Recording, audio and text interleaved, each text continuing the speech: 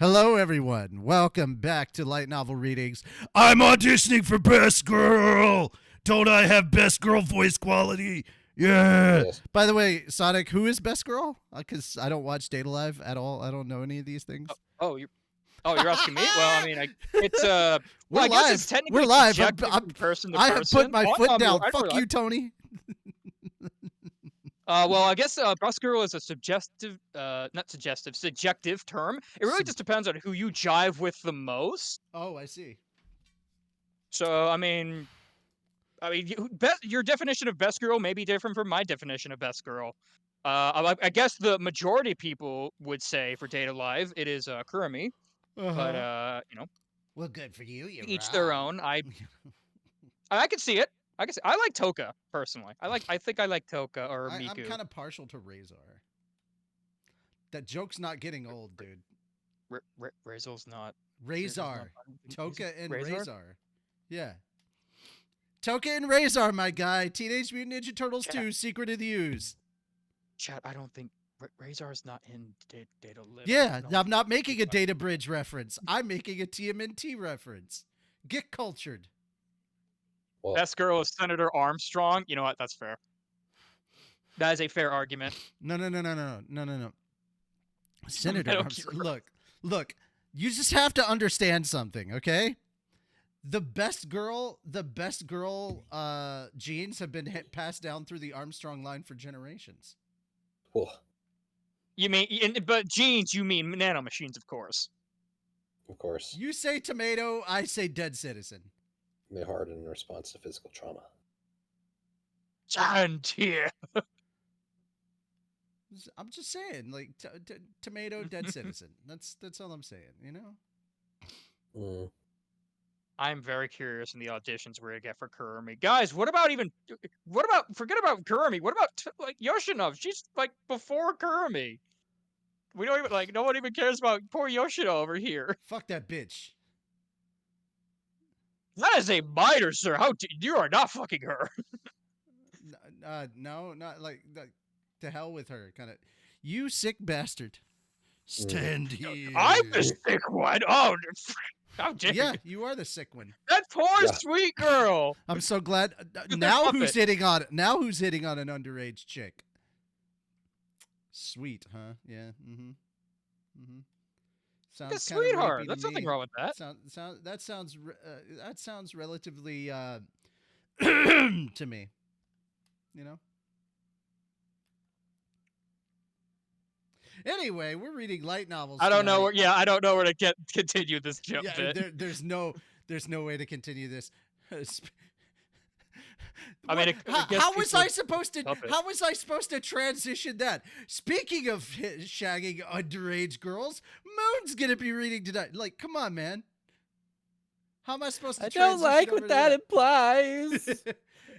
No, speaking of wanting to fuck underage girls, we're reading Mushoku Tensei. Oh, that's more accurate. Yeah. Yeah, that's been a better transition. Yeesh. Yeah, like. All right, chat. Just pretend this is a YouTube video, and we just edit all of that awkward silence out. No, we didn't. If this is your first stream, I apologize. If this is your last, it's definitely gonna be your last stream now. If it's your last stream of watching us, I understand. Yeah. If it's your last stream for us, we're like, yeah, we know why. Yeah, that's fair. We know what we did. Understandable. And furthermore, we're not ashamed. I'm not ashamed to take a stand. Everybody knows who I am. I almost imagine you were like, everybody wants to take center stage. It's Kurumi.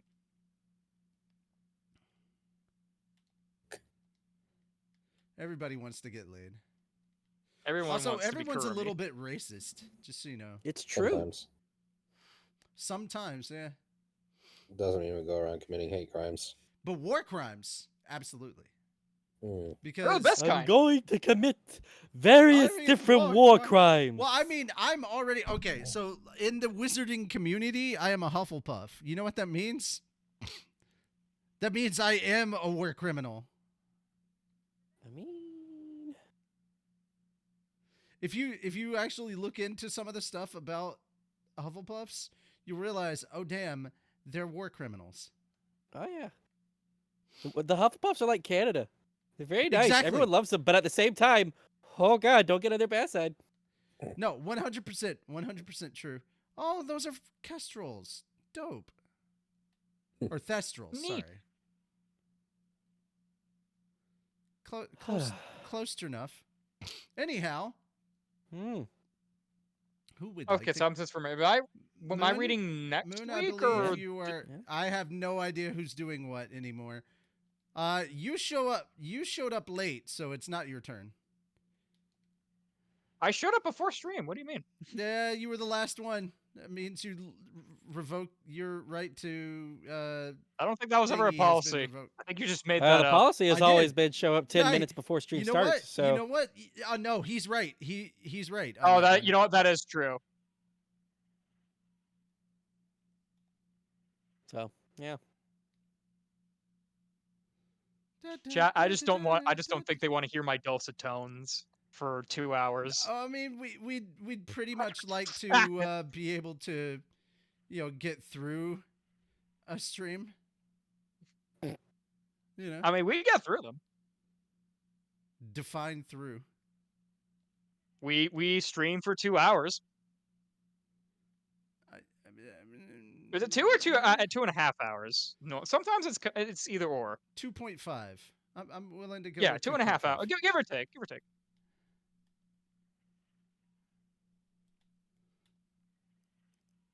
Jesus. Is that my cue? Yes. No, you're not Jesus.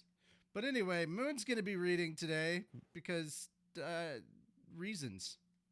Yes. Very, very. I even had my tea prepped and everything. Because I said so. He is the boss. Mm. Chapter 4: The Foundations of Trust. I will go If I had full to on des- Hufflepuff on your tiny little booty. Chapter. Wait, what chapter are we on? I thought we were chapter. Aren't we on chapter like 4? Yeah. Hold on. Am I in the wrong book? God damn it. You might be. Are we on? We're on volume 3. Yep, volume 3, Okay, chapter volume 4, 3. exactly. Okay, I'm looking at chapter 3, so I think I'm in the. Yeah, okay, volume 3. 1 second. My bad. Dang. I'm gonna go ahead. Because I think the Yes. link took me to the wrong. Yeah, you should probably thing. go ahead and get started. Cool. Sonic, you'll catch up. I know you will. If I had to describe Just- Roxy's former village in one word, it would be destitute. There were less than 20 households. It was a bit hard to describe the buildings themselves. It looked like they just dug down into the earth and covered up the hole with something that resembled a turtle's shell. Hang on. I just remembered there's because it's not something we typically do. I forgot there is one other thing that we do need to do before we really start reading. I apologize because I forgot. It is time to ask the Shim where he's at and how he's enjoying the anime. Is that okay, or should I just wait until we get to like no, a good we can do stopping it. point and end with that? No, we're doing it right now. We're supposed to. We're technically speaking. I was supposed to have done it earlier, and I forgot. My bad. Oh, okay. I mean, just to keep it short, I mean, I thought it was pretty good. Like, okay, so this is gonna have. I mean, if you're here, Richie's already stated before. If you are here and you are new, or you are still watching Mushoku Tensei season 2, there won't be spoilers for this, but Richie just assumes that if you're here for the light novel streams, you're already caught up. So I apologize if this is spoiling for you, or if it's doing anything, then you can leave now and hopefully come back. Forever please. hold your peas and crackers. Yeah, but anyway, going back, I thought it was pretty cool. I mean, like, so far it's like, okay, we spent like a while at the academy, and I'm like, okay, this is good. We're getting to learn more about like how the academy works, getting to learn about some of the different people here. They have their own like mini arcs. That's pretty cool, nice. But it was like, okay, now we're getting into some like scary stuff now. So I was like, all right, we are an actually scary dungeon. So I was like, all right, we are here, and they're going to go and get Zenith. It was cool that they all met up. It was kind of cool to have them recap everything and be like, hey, Dad, I'm almost going to be a dad. And it's like, cool. Also, it was just like, oh, fuck. Cool. Yeah. I was like, she is. What was it? Like, I know spoiler wise, he gets with multiple people, but it's like, if it was just Sophie, I would understand. I would Yeah, totally I just mean, understand. I don't want to tell So you how certain things end up, but it's like, I guys, know it's pretty like cliche when this they're is like, oh, isekai harem stuff. It's like the yeah, basics of the basics. If you honestly Oh yeah. thought that yeah, it'd be fine. if you thought this man was gonna be monogamous, you are out of your damn mind. Oh, yeah. I mean, honestly, like I would have thought, like if I didn't know that, I would have thought he would have just ended up with Sophie and it would have been fine. You know what I mean? Or I Hey, thought it Dad, would that's be an okay. interesting choice of clothing. Yeah, I know. I already went through all my other laundry, so this red shirt's all I had left. But yeah, it's good. I mean, it's getting like Rudy, or I forgot what his human name was, but Rudy is starting to be like, okay, he is actually doing a lot to learn. Is pretty cool, and it's like, all right, good, finally we're here. I He's mean, the other half of it like is 95% a character now. Good. I mean, at Or least 95% enjoyable to watch grow and do things. the It's thing good. He's that learning and endears doing a me lot of good towards stuff. Rudy is at least he tries to be monogamous. Yeah, and I'm sure about that, but I mean, like, I guess polygamy would be kind of a new thing in their world. I'm sure they'll get to that at some point, Well, Is it? no, but I don't know. no, seriously. Actually, no, it's Considering not because his Rudy's dad past, is. Yeah, considering Rudy's past, like his previous life experience and stuff, and yeah, like playing harem games and shit like that, like it's actually really surprising to me how hard he actually tries to just be faithful to one woman. Now, yeah. now his dad, yeah, his dad in this world being what it is, but also the Millis faith being what it is, Hmm. you know, that's That's a also whole interesting as well. Also, it's kind of like, wait a minute, because Millis because they believe in a single partner. They're monogamous. yeah, which is interesting. Millis Why faith. Alina Elise fell for what's his name, Cliff, right? Yeah, because Excuse me. she's a Yeah. hoa. Well, yeah, but I guess it's not by her choice, and I guess it's the curse, which I'm sure they're going to delve into some What a more. But it's convenient like, oh, excuse. The curse. I mean, it is an interesting pairing, but it's also kind of like, oh, all right, interesting. Oh And like yeah. the biggest reveal to me, or the biggest thing was like, holy shit, that's Sophie's grandma. Yeah. What? I'm so glad we kept that I, to I, ourselves. I had to like go back, and I was like, Yeah, excuse me. I had to like take a second to be like, wait a bit, what? And then I looked at her, and I looked at Sophie. I'm like, they are elves, so I guess okay. Well, Just yeah, we're because I running mean, with the this now. biggest tipper Cool. was the necklace when she was looking at it, and I was like, oh, maybe she was looking at it because they're both elves. That makes sense. And I was like, oh shit, she was looking at it because they It were was family. hers. Yeah, so I was like, oh shit, well, interesting. Also, it's kind of like that scene where it was like her and Rudy inside the mud hut, and there was the succubus emitting the pheromones. I was like, oh god, stop, Rudy, don't do it, man. That's your wife's grandma. Stop. My own grandpa. I mean, you don't know at the I time. mean, granted, yeah. he was trying to control himself, and he was under the effects of presumably the succubus's pheromones outside. Yeah.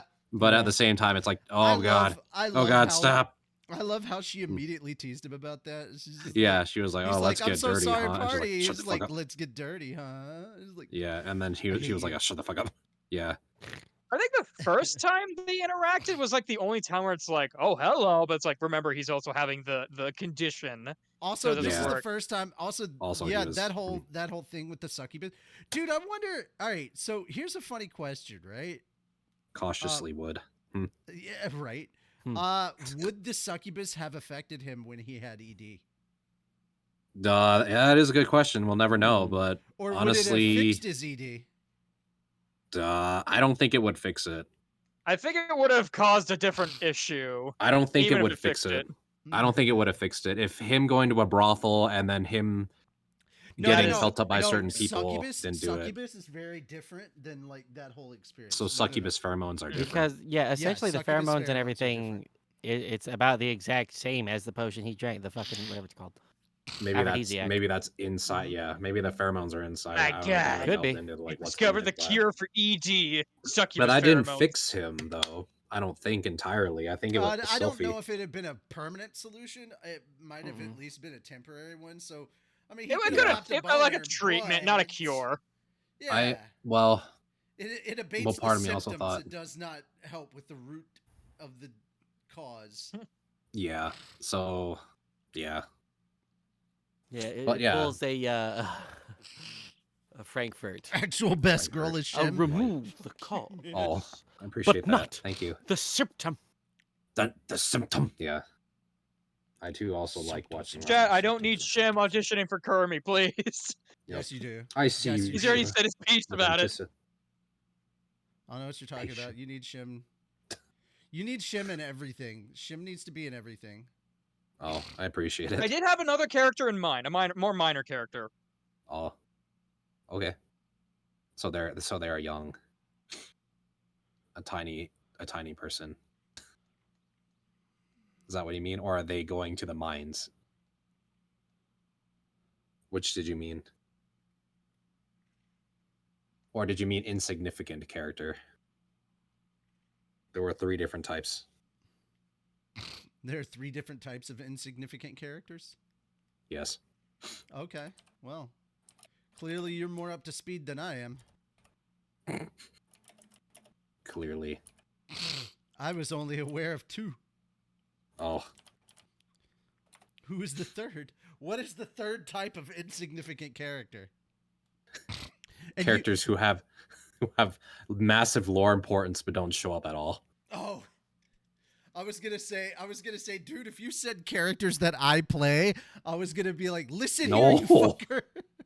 Do I have any credentials to step on somebody's roles? I have 0. Well, I have one role that is a little bit big to my name, but that's it. I have no qualms about destroying, or I have no say in destroying what roles are good or bad if other people have had. I figured out what series I can do if I ever want you to play the main character. Who's that? Reincarnated aristocrat. Oh God. Or I guess I'd have to go. the reincarnated assassin thing. That's what it is. The reincarnated assassin thing. Yeah, because he's so deadpan. I'm like, your voice works. Oh. Yeah, that's so fair. it's basically it's kind of like Soe but with guns. I mean, doesn't he have a gun now though? I mean, I thought that Soe has a gun now, but I guess it's what he's got a gun. Yeah. So he does have a gun. Okay. He does have a gun. Interesting.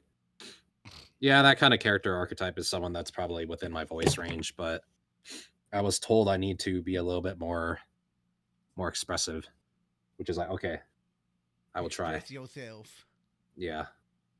But that's later. But yeah, going back to Mushoku Tensei and the commentary and my thoughts, I thought it was good. So I think it's like, okay, we're getting to the point where it's like, okay, like everything's in place. We have a clear, focused objective now. They're gonna go get his mom back. This is good. I am still extremely wary of the milkman, the yogurt guy. I don't like him. I still have fucking 0 trust for that guy. Wait, do I don't you know feel the like Muffin Man? The Muffin Man? Who lives on Drury Lane? Yes, yeah, I do know. He still lives on Drury Lane. Where is Drury Lane? I must know. It's great. Oh, but yes. But yeah, we are. What was it? I lost my train of thought for a sec. But yes, it is. Thoughts have trains? Yes. Nice. That's what carries. What was it? That's what carries on my wayward son. No, I was gonna say the train of thought is currently held back by the brainstorm, so it had to stop on the tracks. But yes, it was pretty good. I mean, that's the biggest things I really wanted to talk about. It is kind of cool seeing Roxy again. I was like, oh, okay, they're hanging out again. It's been a long time, even though I don't know what happens past it, but we'll see. We'll get there. 5 episodes left, so I'm sure there's a lot in the light novel that delves into how they were able to find her and all that stuff. Because at first I was like, wait a minute, how does he know immediately where she is? And then I was like, oh yeah, there's water on the walls and all that. And they were trying to figure it out. Mounted water. I'm sure they'll figure it out or they'll talk about it in the next episode. But I was kind of like, how the fuck did he figure out where the fuck she was just from like the water? And I was like, oh, okay. They'll probably explain it later. But It's his sorry, goddess. He just knows. yeah, that's fair. He probably what's it? Had an He intuition could or something. smell the Huh? panty scent on her. Oh dear God. Damn it, I was gonna say that. Damn it, When you've been He's just sitting there. when you've been sniffing the I know area of a that girl's smell. vagina for Oh years. dear. Yeah. That's such a Rudy thing. He tracked her by vaginal scent, and I'm like, oh my Honestly, god. I could see him I doing have that, your and it frightens me that I scent. can't deny I it. have your scent. Oh dear. You're fresh. No time of the moon for you. Oh dear God. Can But I yeah, start reading yet? Yeah, I was gonna Yeah, say, but dude, yeah, Rudy just keep it knows her short. cycle. Good. That's so Go sad. ahead. Sorry, I had to bog down at the time a bit, but yes. No, it's Sorry, we kind of. Yeah. okay. And that's where we're at with Shem's week and this week in Mushoku Tensei with Shem. Mm, yeah. It was obvious at a glance that the architectural techniques in use here weren't nearly as advanced as those of the Asura kingdom. Then again, even if you brought a crew of Asuran builders out here, they probably wouldn't have managed to make anything better. There didn't seem to be any lumber to work with after all. The little field I'd spotted from outside the gate was lined by neat rows of wilting, leafy plants. In all honesty, it looked like they were all half dead. Somewhat concerning.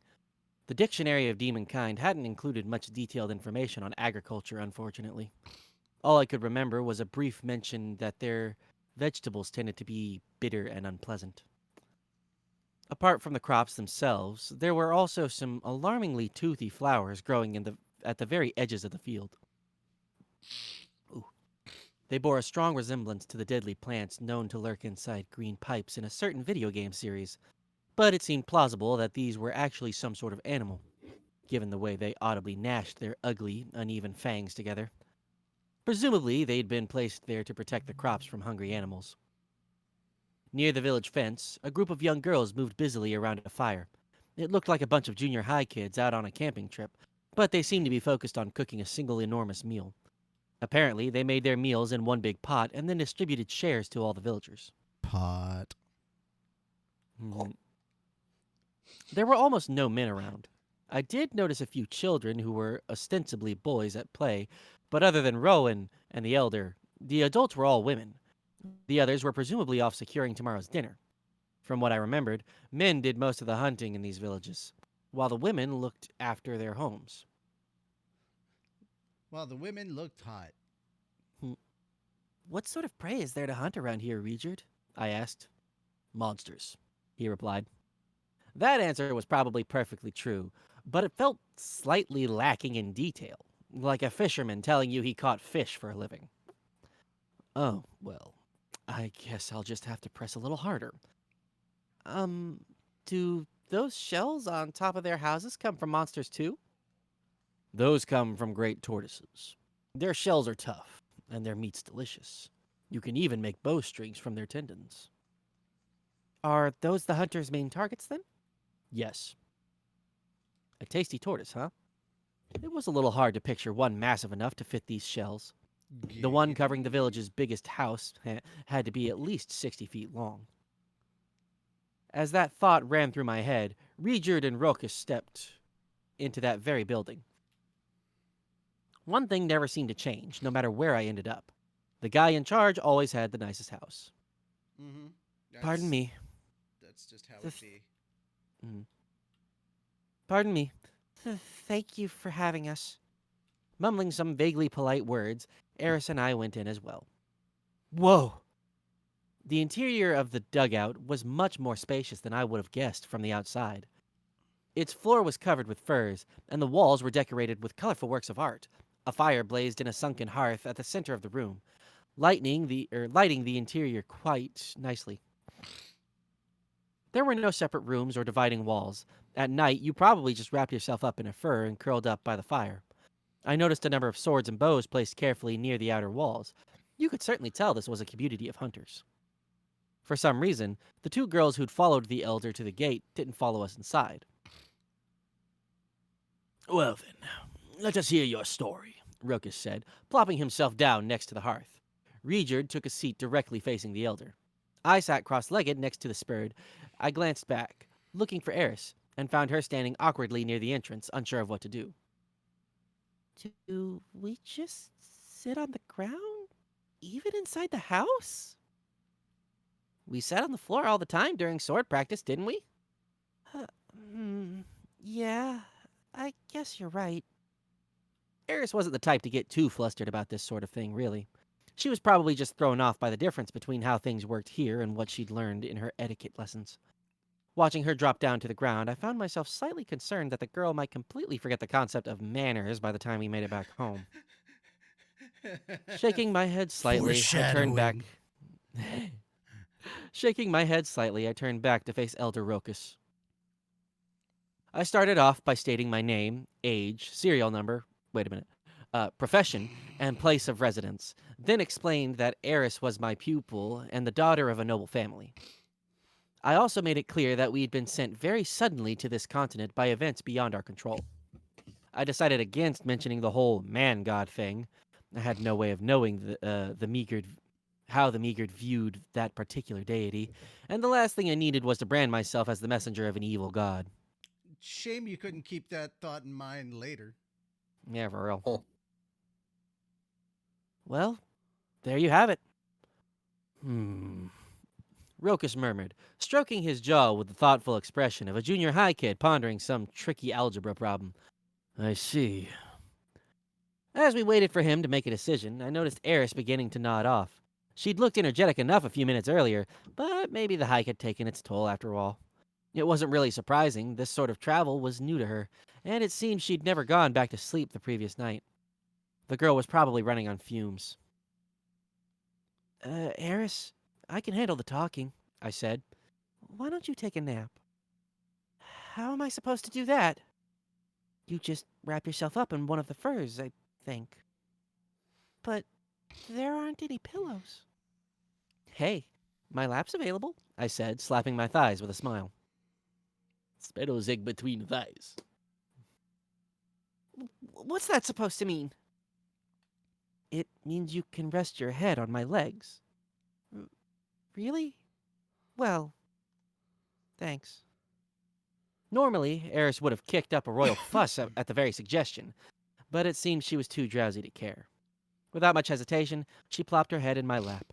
For a moment, her face tensed and she clenched her hands into fists, but once she closed her eyes, she was sound asleep within seconds. Oh. The girl must have been seriously exhausted. I took the opportunity to gently stroke her long red hair, and she squirmed a little as she slept. After a moment, I realized that Rokus was watching me from across the hearth. There was a warm, amused smile on his face. I couldn't help feeling a little self-conscious. What is it? You two certainly seem to get along. Oh, yes, absolutely. That said, we were still in hands-off mode for now. The little lady here had some firm ideas on the subject of chastity, and I wasn't about to disrespect that. Well, when a girl is sleeping, that is not an invitation to get your hands on her. Just saying. In any case. Never heard of Wake and Bake? Or no, it's the other guy. In any case, how are you planning to make your way back home? He'd gone straight to the same question Regerd had brought up the night before. We'll travel on foot, earning money as we go. You think a pair of children can earn enough to support themselves? Actually, I'm planning to handle that part on my own. Not that I was exactly street smart myself, but I couldn't very well expect a sheltered little rich girl like Eris to deal with the practical realities here. They won't be alone, Regerd interjected. I'll be going with them. It would definitely be reassuring to have this guy in our corner, but the man-god thing was still a point of concern. No matter how much I wanted to trust him, it was probably better for us to go our separate ways at this point. For all I knew, he was a ticking time bomb. That said, how exactly was I supposed to turn down his offer? Before I could think of anything, Elder Rokus voiced his own disapproval. And what purpose would that serve, Regerd? What do you mean? Regid replied with a frown. I'm going to keep these two safe and bring them back to their home. Rokus sighed. But you can't enter any towns, can you? Wait, what? He can't go into town? Think about what might happen if you approached a city with these children. You remember what happened 100 years ago, don't you? When the garrison chased you off and formed a squad to hunt you? 100 years ago? Well, yes, Regid stammered, but I could just wait by myself outside and know nothing of what befalls these two within. That's no way to keep them safe, Rokus said, shaking his head in exasperation. Regid grimaced and ground his teeth. Apparently, the Spurred were just as feared and hated on the demon continent as they were in Asura. Had they really formed an entire squad just to hunt down a single man? That seemed somewhat excessive. You'd think he was some rampaging monster. If anything should happen to them, if anything should happen to them inside, no, that's the other way around. If anything should happen to them inside, yes, what would you do? I'd go in to rescue them, even if I had to kill everyone living in the city. The man's eyes were deadly serious. He wasn't even exaggerating. I could tell he meant every word, literally.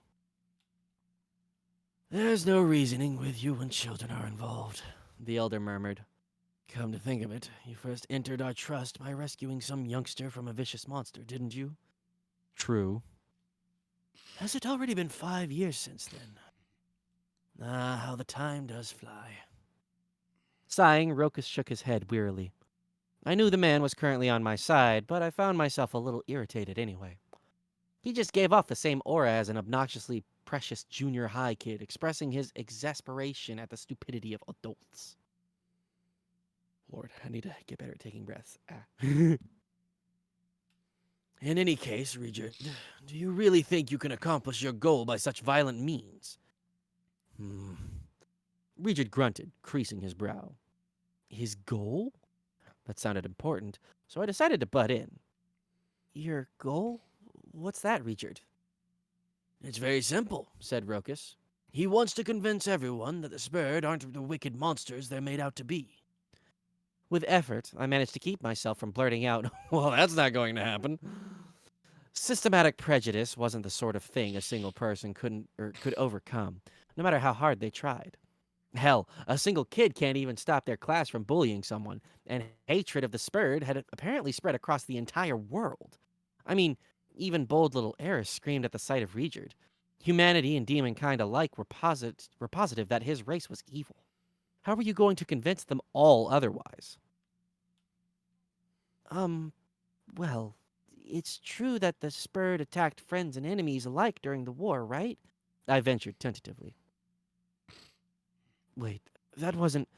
I know rumors can get out of control, but it does seem like there's a good reason everyone's afraid of... No, that isn't true. I'm living with other people now, and walls are thin, so I can't yell. Regid shouted, suddenly grabbing me by the front of my shirt. His eyes were burning with anger. I felt myself trembling. Oh, crap. We were victims of Laplas's plot. The Spurred are no race of monstrous beasts. Laplace. What the heck? Stop yelling at me, man. You're freaking me out. Crap, I can't stop trembling. What's this about a plot, anyway? Is this guy a conspiracy theorist or what? And this Laplas guy lived like 500 years ago, right? What did this Laplas do exactly? He repaid our loyalty with betrayal. Regid's grip on my shirt began weakening. I reached up and tapped his arms a few times, silently asking him to release me. He complied immediately. Still, I could see his hands shaking with fury. That man. That cursed man. Would you mind telling me the whole story, Regid? It's a long tale. Well, I've got plenty of time. The story Regid proceeded to tell me described a hidden side of the world's history. The demon god Laplas was known as a hero who united the demonic races, winning them the rights humankind had long denied them. The Spurred had rallied to Laplas's banner very early in his campaign. They possessed outstanding agility and a capacity to sense the presence of their foes. In addition, their strength in battle was second to none. They served as one of Laplas's personal forces, specializing in ambushes and nighttime raids. Thanks to the third eye on their forehead, they were always aware of their surroundings. It was impossible to take them by surprise or to avoid their deadly attacks. In other words, they were an elite group. At the time, the word spurred was spoken in tones of respect and awe throughout the demon continent. But then came Laplas's war. In the middle stages of the conflict, just as the demons were beginning their invasion of the central continent, Laplas called upon his warriors bearing a certain type of weapon, one that would later come to be known as the Devil Spears. He offered these spears to his soldiers as gifts. They closely resembled the tridents the Spurred wielded in combat, but they were jet black in color. Even at first glance, there was clearly something ominous about them. Naturally, some among the warriors objected to their use, insisting that a Spurred spear was their heart and soul, that they could never cast aside their weapons for some cursed thing. But this was a gift from Laplas, their master. In the end, Regerd, the group's leader, ordered his soldiers to use their new spears out of sheer loyalty to Laplas. Did you just say Regerd? Yes. I was the leader of the Spurred warriors at the time. How old are you right now? I lost track after I reached 500. Okay. Had Roxy's dictionary mentioned anything about the Spurred being that long-lived? Well, whatever. In any case, the group stuck their old spears in the ground somewhere or other and began to use the Devil Spears in battle. These new weapons were enormously powerful. They amplified their bearers' physical capabilities several times over, nullified the effects of the humans' magic, and heightened the Spurred's already sharp senses even further. The Spurred were now nearly invincible, but in exchange, they were gradually transformed. The more blood their new spears tasted, the more corrupt their souls grew. The warriors didn't even realize what was happening to them. They lost their sanity in increments, none more quickly than any other, and so no one noticed how they or those around them were changing. In time, this led to tragedy. The Spurred lost the ability to distinguish between their friends and their foes, and began to attack everyone they encountered indiscriminately, young and old. They showed no mercy to women or even children. They showed no mercy to anyone at all. Regerd still remembered those days with vivid clarity. Before long, demonkind at large came to call the Spurred traitors to their cause, and word spread among the humans that they were bloodthirsty devils. At that time, Regerd and his companions smiled happily at these insults, taking them to be the highest praise. The Spurred were surrounded by enemies, but their cursed spears made them a force to be reckoned with. Every warrior in their band now fought with the strength of 1,000 men. No army could hope to destroy them. They quickly became the single most feared combat unit in the entire world. However, that didn't mean they suffered no losses. Now, a hated enemy of both humanity and demonkind, they were forced to endure near constant battles, day and night. Slowly but steadily, their numbers began to decrease. Still, none of them questioned the path they were following. In their madness, the thought of death in battle brought them bliss. After some time, a rumor reached the Spurred band that one of their villages was under attack. Regerd's home village, in fact. It was a trap meant to lure them to their doom. But by this point, none of them were clear-headed enough to suspect anything. The warriors returned to their home for the first time in a while, and proceeded to attack it. It was simple. They'd found people, which meant they had to kill them. Regerd murdered his parents, his wife, his sisters, and finally, his own children. Regerd's son was still young, but he'd been training to become a warrior. It was far from an even fight, but in his final moments, the boy managed to break his father's jet black spear. In that instant, Regerd's pleasant dream ended, and his nightmare began. There was something hard and crunchy in his mouth. Realizing that it was his son's finger, he spat it out in horror. His first thought was of suicide, but he forced it from his mind. There was something he simply had to do before he could die. An enemy he had to destroy, no matter the cost. By this point, the Spurred's village was totally surrounded by a demon army sent to exterminate them. Only 10 of Regent's soldiers remained. When they first received the Devil Spears, this had been a band of nearly 200 daring, valiant fighters. Now, a bare handful survived, and they were all in rough shape. Some had lost an arm, others an eye or the jewel on their forehead. But even battered, bruised, and utterly outnumbered, they stared belligerently at the 1,000-strong force surrounding them. They were all going to die, and they were going to die in vain. Regent snatched the devil spears from his companions' hands and broke them apart, one by one. The others came to their senses, and their aggressive glares gave way to expressions of shocked disbelief. Many began to weep uncontrollably, lamenting their murder of their families. Still, none asked to be returned to the oblivion of their trance. They were made of sterner stuff than that.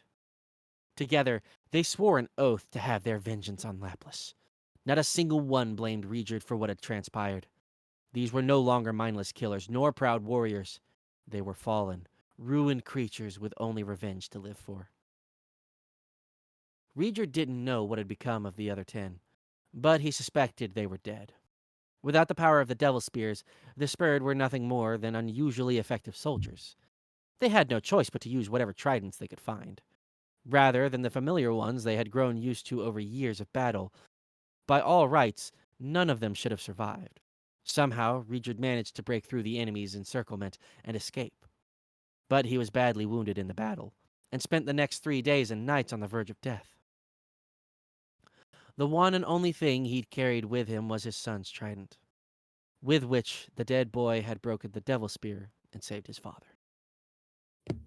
In the end, after several years spent in hiding, Regent did get his revenge. As the 3 heroes battled the demon god Laplace, he jumped in to assist them, managing to score a blow on his hated enemy. But of course, the defeat of Laplace wasn't enough to undo all the damage he'd done. Despised and persecuted, the surviving Spurred were driven from their villages and scattered across the world. To help them escape their pursuers, Regent was forced to kill more of his former demon allies. In those first years after the war, the attacks on his people were truly brutal, and he fought back just as viciously.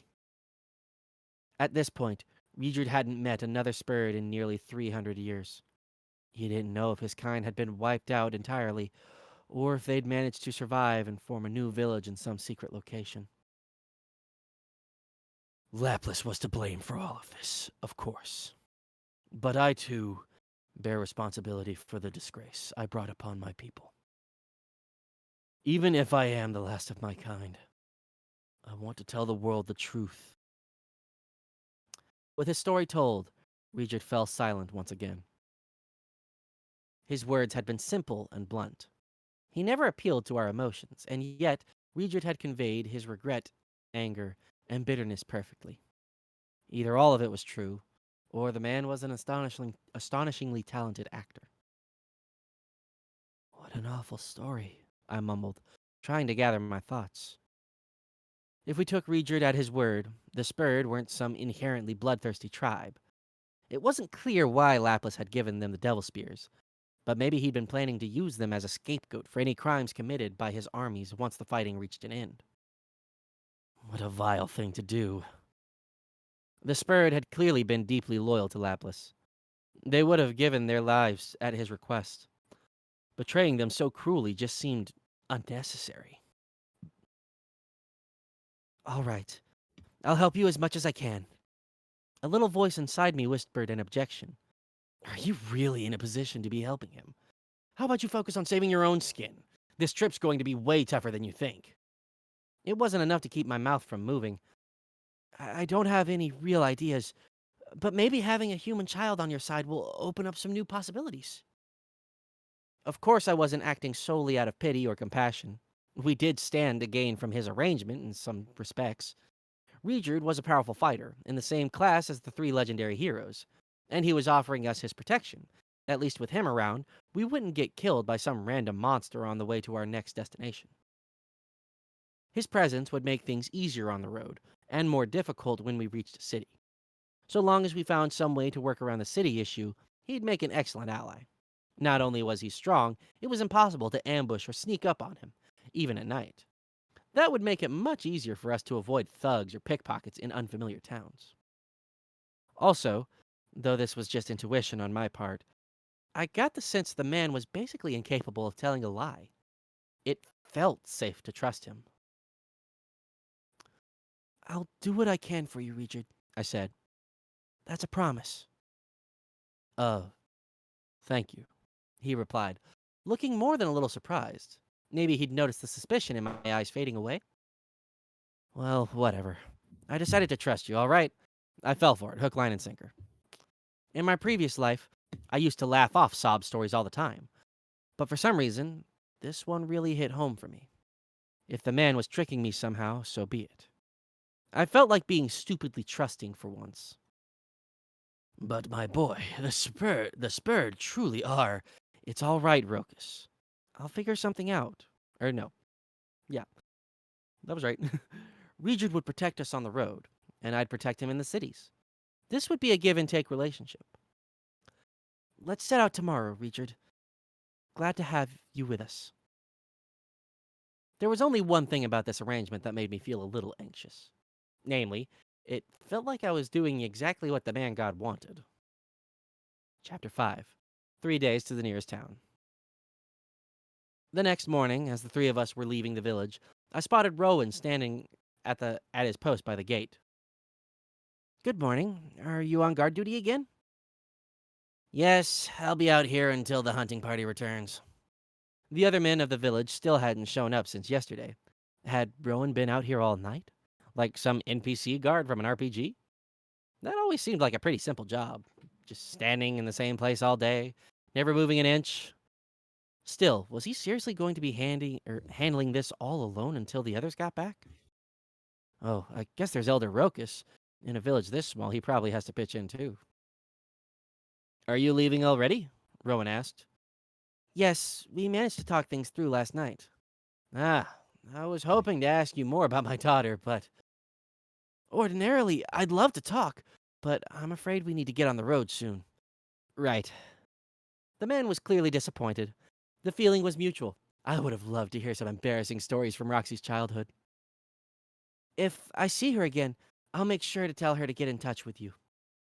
Please do, Rowan said, bowing his head in gratitude.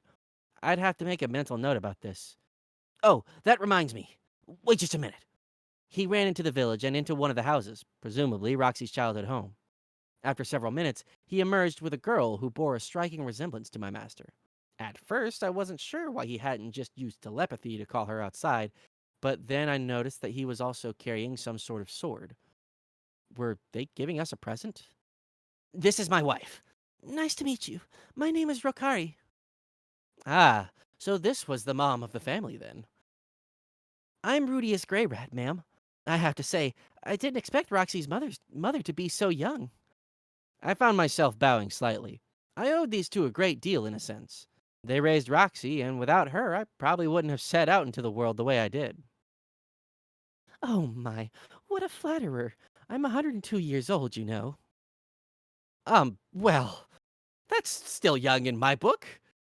Apparently, the meager reached physical maturity by age 10 or so, and didn't visibly age until they hit 150. I owe Master Roxy a great deal, ma'am. Master? Goodness, it's hard to imagine that girl teaching anyone much of anything. She must have changed a great deal. She taught me all sorts of things. I'm very grateful to her. At this, Rokari blushed a bit and murmured, Goodness. Seemed like she'd gotten the wrong idea somehow. In any case, Rowan said, I'm glad you showed up when I happened to be on duty. Yes, I'm very glad to have met you both as well. Roxy did so much for me, really. Maybe I should call you Dad? No, don't. Ouch. The man didn't even crack a smile. His poker face reminded me a bit of Roxy's. Made me a little nostalgic. All jokes aside, I do want you to have this, Rowan said, holding out the sword. I know Regid's with you, but you'll sleep better if you have a weapon of your own. I'm not exactly unarmed, really, I said, accepting the sword and drawing it from its sheath. The blade was wide, single-edged, and only about 60 centimeters long. It was also slightly curved, like a machete or a cutlass. A few dings suggested that it had been in use for many years, but the cutting edge itself wasn't chipped at all. It sure looked like they'd taken good care of this thing. It was clean, beautiful even. But there was also something oddly threatening about it. Maybe it was the way the dull gray steel glowed faintly green when it caught the light. We got this from a blacksmith who wandered into the village quite some time ago. It's a sturdy thing. Even after years of usage, the blade's still perfect. It's yours if you want it. Thank you very much, I said. We'll gladly take it. This was no time to be modest. Right now, we needed all the help we could get. I could fight just fine as I was, but Eris could certainly use a weapon.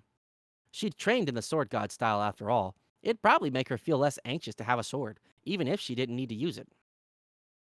Here's a bit of cash as well. It's not much, but it should cover 2 or 3 nights in a decent inn at least. Ooh, we got some pocket money. I opened the pouch in excitement and found that it contained some coins of rough stone and a few made of dull gray metal. From what I recalled, currency on the Demon Continent consisted of green ore coins, iron coins, scrap iron coins, and stone coins. Their value was lower than the equivalent currencies elsewhere in the world. Even the green ore coins, which were the most valuable, were only worth an usur in large copper, or slightly less. The iron coins were pretty close to coppers. If we said one stone coin was worth 1 Japanese yen, the currencies would probably look something like this. Usur in gold coins, 100,000 yen. Usur in silver, 10,000 yen. Usur in large copper, 1,000 yen. Usur in copper, 100 yen. Green ore, 1,000 yen. Green ore coins. Iron coins, 100 yen. Scrap iron coins, 10 yen. Stone coins, 1 yen. At a glance, those numbers should make it clear just how powerful and prosperous a kingdom Asura was, especially in comparison to the poverty of the Demon Continent. Of course, the Demon Continent had its own economy, so prices weren't always comparable. It wasn't like everyone here was starving. Thank you very much. I only wish we could have talked about Roxy a little no. I only wish we could have talked about Roxy a little longer, Rokari murmured, echoing Rowan's earlier words. They certainly seemed to be worried about their daughter, even if the girl was 44 by now in human years. That was basically 20 or so. It was understandable enough. I guess we could stay another day if you like. Rowan shook his head. Don't worry. We know she's all right now, and that's what matters. Right, dear? Yes. She always had a tough time here, I'm afraid. We were rather worried. I could see how it'd be tough living in a little place like this without the telepathic power everyone else seemed to have. In general, you didn't really hear the sounds of conversation in this village. Everyone was probably communicating silently, using their minds. Roxy couldn't participate in those conversations, or even overhear what others were saying to each other. It was small wonder that she ran away from home. Well, all right then. I hope we meet again someday. Sure, but if we do, try not to call me Dad, all right? Right.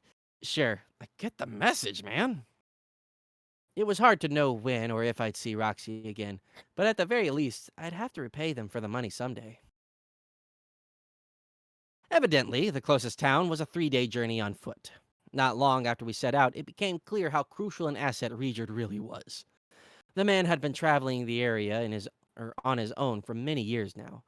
He knew all the roads, and he knew exactly how to set up a proper camp. Not to mention his biological radar, which alerted us to incoming threats well in advance. It was ridiculously convenient to have him around.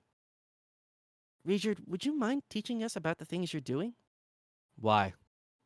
So we can make ourselves useful? Given the long journey ahead, Eris and I were both in need of a crash course in basic camping skills. Fortunately, Regard proved a willing enough teacher. Let's start with making a fire. Unfortunately, the Demon Continent doesn't have any wood suitable for the purpose.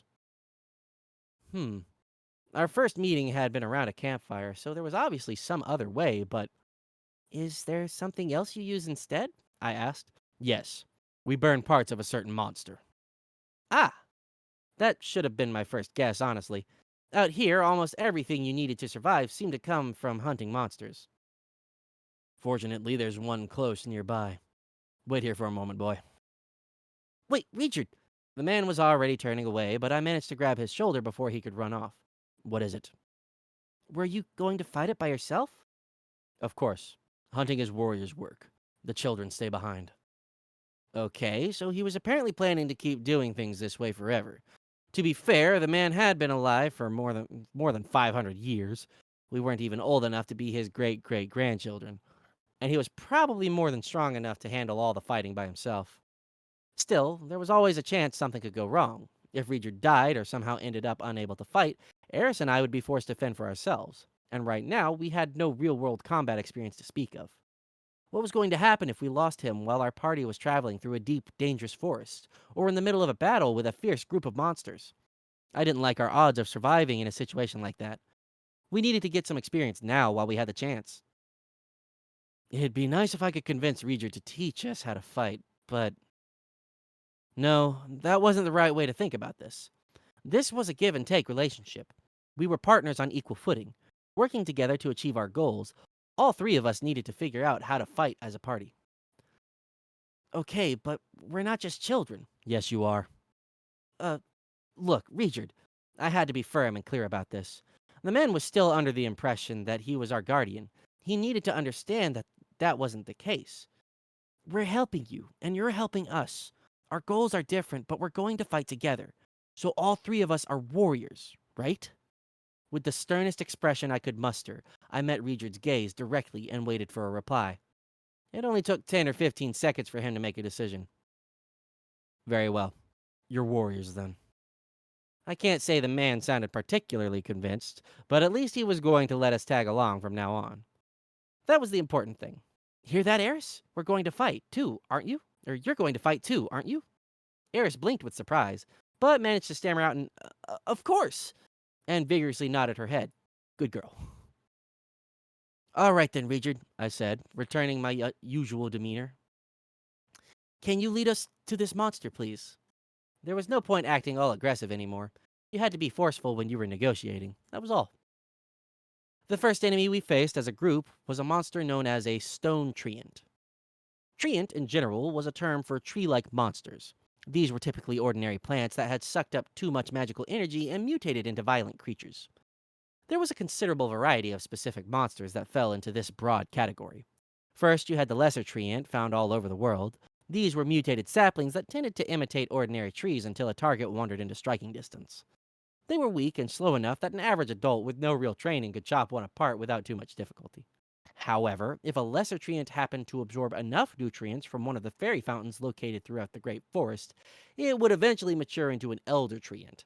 The highly concentrated magical power of the fountains granted these monsters the ability to use various water spells. There were also old treants, which was already massive before they mutated, and zombie treants, trees that transformed after they withered, among many others. Of course, there were distinct differences between all these varieties, but their basic patterns of behavior were very similar. They pretended to be normal trees and attacked anyone who came too close. After some time, they produced seeds that grew into more of their kind. The stone treant was something of a special case, though. It actually disguised itself as a rock. You might be wondering how a tree could pull off that bit of camouflage. The answer was simple, actually. Stone treants had mutated into monsters back when they were still seeds. They could stay in their seed form even as they grew enormous, and were capable of abruptly transforming into tree monsters whenever someone got too close. In their normal form, they were completely inconspicuous. They didn't have a distinctive shape like a sunflower seed. At a glance, they really did look like lumpy, vaguely potato-shaped boulders. Is there anything we should keep in mind while we're fighting this thing? You're a magician, yes? That's right. Don't use any fire spells then. Oh, would they not work on it? We can't use the thing for firewood if you burn it to a crisp. Ah, right. Of course. No water magic either? Because we don't want the wood getting damp. Oh, no, my bad. No water magic either. Because we don't want the wood getting damp? Exactly. Okay then. As far as Reacher was concerned, this thing was clearly less of a threat and more of a living piece of lumber. That meant it posed no real danger to us so long as we were with him. We could fight it without much actual risk. All right then, let's try having Eris and me fight for now. Reacher, you just step in to help out Eris if she's in danger, okay? Is there a point to keeping me in reserve? I just want to see how well Eris and I can handle ourselves in a real battle. After this one, we'll watch you in action and see what we can learn. Very well. Oh, I need to get some water. Oh. Give me like a minute. Oh, God. Okay.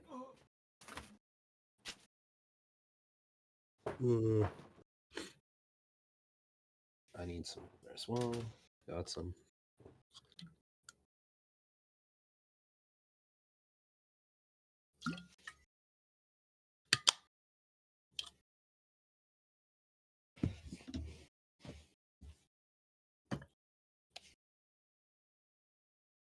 Interesting stuff.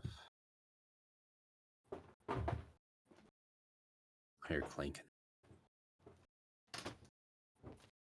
Oh, goodness gracious. Clanking. Ooh. Ugh. Yeah, having to Welcome back. do all these different voices back to back. No, Ugh. I've been here. Caesar. Oh, goodness gracious. Okay. Mm. That'll help. Oh. With that settled, I put us in a simple battle formation. Eris up in front and me all the way in the rear. It seemed like the best choice given her sword fighting skills. I was a little hesitant to put my adorable little pupil on the front lines, of course, but she wasn't going to be much use held back in the middle of a formation. That sort of position was all about supporting your front liners, and Eris was terrible at that sort of teamwork. Also, Regard probably wouldn't need much in the way of backup anyway. We'd be best off letting Eris fight freely with Regard and myself following up to support her. Okay, Eris, I'm going to soften it up a bit with one good hard shot from a distance. After that, you move in and finish it off. I'll try to at least call out the names of the spells I'm using, but if things get hectic, I might not have the time. Just keep that in mind, okay? Eris nodded energetically, giving her new sword a few experimental swings. No problem. The girl was clearly raring to go. I lifted my staff and paused to think things over. Fire and water spells were out, and just looking at the thing, wind didn't seem like it would be too effective. That left me with earth. Earth was fine by me. I'd gotten pretty good with it after all those figures I'd made. Still, this was the first time I was fighting an actual monster. Better give this my all. Closing my eyes, I drew a single deep breath, then channeled my magical energy to and through my hands. It was something I'd done tens of thousands of times by now. At this point, I could have cast spells with both my legs cut off. You don't use your legs, so... Okay. All right. Projectile, bullet-shaped rock. Toughness, as hard as possible. Shape, snub-nosed, with multiple grooves. Modifications, high-speed rotation. Size, slightly larger than a man's fist. Velocity, as fast as possible. Stone cannon! As the words left my mouth, a rock shot from the end of my staff with a ferocious bang. It zipped forward and in a nearly perfect horizontal line and smashed into the camouflaged stone treant that lay in wait ahead of us. With an ear-splitting sound, the monster blew apart into tiny pieces. I'd killed it, extremely dead. Eris had already started running forward, but after my attack landed, she'd stopped in her tracks and turned to glare sulkily in my direction. What happened to softening it up, Rudius? Am I supposed to chop up the corpse? Sorry. I've never done this before either, you know? I guess I used too much force. Get it together! Harris wasn't exactly pleased that I'd ruined her first real battle, but I seriously hadn't expected to kill the poor thing quite that easily. All I'd really done was tweak the standard stone cannon spell by making the projectile a bit more like a hollow point bullet. People back home on Earth sure came up with some nasty stuff. At this point, I noticed that Regard was gazing at me as well, or at my staff to be more precise. Is that weapon some sort of magical implement? No, it's just a staff. A very high quality one, though. But you didn't recite an incantation or use a magic circle. Right. It isn't possible to change the shape of the projectile if you use the incantation, so I just skipped that part. I see. At this point, Regard fell into a thoughtful silence.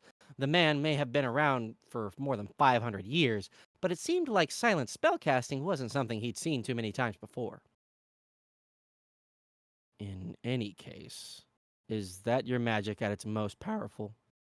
Well, no. I could also make the projectile explode when it hit the target. I think it might be best to refrain from using your spells when the enemy's close to your allies, Rudius. Yeah. Good point. This was the first time I'd actually hit something with that spell, but it was definitely more destructive than I'd expected. Even grazing someone with it might kill them instantly. Ideally, I would have switched over to some support type spell, but nothing really came to mind. Up till now, I'd only really thought about fighting on my own. How did other magicians approach their role in combat anyway? Reacher, if I wanted to support you two with my magic, what sort of things should I be doing? I don't know. I've never fought alongside a spellcaster before. Well, whatever. We had a seasoned spurred warrior on our side. We didn't need to imitate the way normal parties did things. I could think about getting us coordinated later. For now, it was more important that Eris and I got some real combat experience. Okay, I hate to impose, but would you mind finding us another enemy? Very well. There's something we need to do first, however. Oh, what's that? Maybe this was the part where we said a little prayer for the creature we'd slain. We have to gather the wood. You scattered it all over the place. Using wind magic, I proceeded to gather up the shattered pieces of the treant. Our party kept moving until the sunset, fighting a total of 4 battles. We faced another stone treant, a great tortoise, an acid wolf, and a group of Pax coyotes. Regard brought down the great tortoise with a single attack. He just ran right up to the thing and jabbed his trident up through its skull. His movements were beautifully fluid and efficient. The man had been in the solo monster hunting business for 500 years, and it really showed. I felt a little stupid for having gotten smug over blowing up a single stone treant. Acid wolves were large canines that could spit some kind of a caustic fluid from their mouths. We only ran into one, so Eris took it down, stepping forward sharply to send its head flying with a single slash. Compared to Regard, it wasn't exactly elegant, but it was still an instant victory. Unfortunately, the wolf's blood sprayed all over Eris, so she wasn't in any mood to celebrate. I was concerned that its blood might be dangerous as well, but apparently that wasn't the case. She'd done well enough, given that it was her first real battle, according to Regard at least. On that note, I took out the second stone treant in one shot. I was hoping to deal some moderate damage so Eris could get more practice in, but it proved surprisingly tough to make my spells less lethal. Until I got the hang of moderating its power, I'd have to avoid using it on people. Even if I needed to kill someone, there was no need to make it gruesome. The Pax coyotes were our final encounter of the day, and the most challenging. These monsters tended to come by the dozens. They weren't exactly pack animals, though. A single coyote formed its own group by reproducing through division, almost like an amoeba. Thankfully, it wasn't like new ones would constantly pop out in the middle of a battle. They could only reproduce once every few months or so. Even so, any given group would steadily swell in size over time, with all the new coyotes under the complete control of their leader. If that leader happened to fall in battle, a different coyote would instantly assume its position. Their strength was mostly in their sheer numbers, but their perfect coordination and discipline made them genuinely dangerous. The group we fought numbered about 20. They probably could have killed any run-of-the-mill adventurer, but Eris faced the challenge cheerfully, swinging her new sword to and fro as Regard offered a steady stream of advice. The girl had never put her life on the line in battle before today, but she didn't look particularly tense. All that practicing with Ghislaine had clearly imbued her with quite a bit of confidence, and it seemed like the act of killing didn't bother her much. For my part, I just hung back and watched as Eris cut down one coyote after another. I'd been planning to step in and help if necessary, but Regard was playing his supporting role so flawlessly that it might have been counterproductive. Still, doing nothing was pretty boring, and I started to feel a little left out after a while. Coming up with some way for us to fight as a group definitely needed to be my top priority. In any case, Eris really was a remarkable fighter. She'd reached the advanced level in the Sword God style just before my birthday, right? At this point, I probably didn't stand a chance against her unless I was using magic. Heck, even Paul was only an advanced level swordsman, although he'd reached that rank in all 3 styles and had much more real-life combat experience. Still, Ghislaine said Eris had more raw talent than Paul ever did. She'd probably leave him in the dust in no time. Eat it, old man. Rudius, over here! At some point, they'd finished off the last of the monsters. Regard was taking out his knives as I approached. Oh, that was whatever. Pax coyote pelts are valuable. We were fortunate to find such a large group. Help me skin them. But I had something else to attend to first. Hold on just a second. Walking over to Eris, I found her panting for breath and wounded in 3 distinct places. Less than 30 minutes had passed since the battle began, but with Reader devoting himself to his backup role, it had fallen to her to actually kill the vast majority of the monsters. Of course she'd be exhausted. Couldn't hurt to get those injuries dealt with now, at least. Let this divine power be a satisfying nourishment, giving one who has lost their strength the strength to rise again. Healing. Thanks. Are you all right, Eris? Of course. I barely even broke a... That smug grin of hers looked a little gruesome with monster blood all over her face, so I wiped some of it off with my sleeve. The experience hadn't shaken her in the slightest. That was pretty impressive. Personally, I was about ready to puke, just from the smell. No sweat, huh? That was your first real battle ever, you know. So what? I know how to fight. Ghislaine taught me everything. Right. Practice like you play and play like you practice. Eris always absorbed every word of Ghislaine's lessons. Maybe it wouldn't be that surprising if she could apply everything she'd learned in actual battle. I mean, if you focused on fighting just like you'd been taught, what difference did it make if your enemies actually bled? Good grief. With a wry smile, I turned away and headed back over to Regard, who'd been watching us the whole time. Why did you have Eris do all the fighting, Rudius? I won't always be there to protect her. I want to make sure she can fend for herself when things get ugly. Ah, I see. On that note, what do you think of her so far? Regard nodded thoughtfully before he spoke. If she applies herself, she'll be a master swordsman someday, or swordswoman someday. Really? Or no. Really? All right!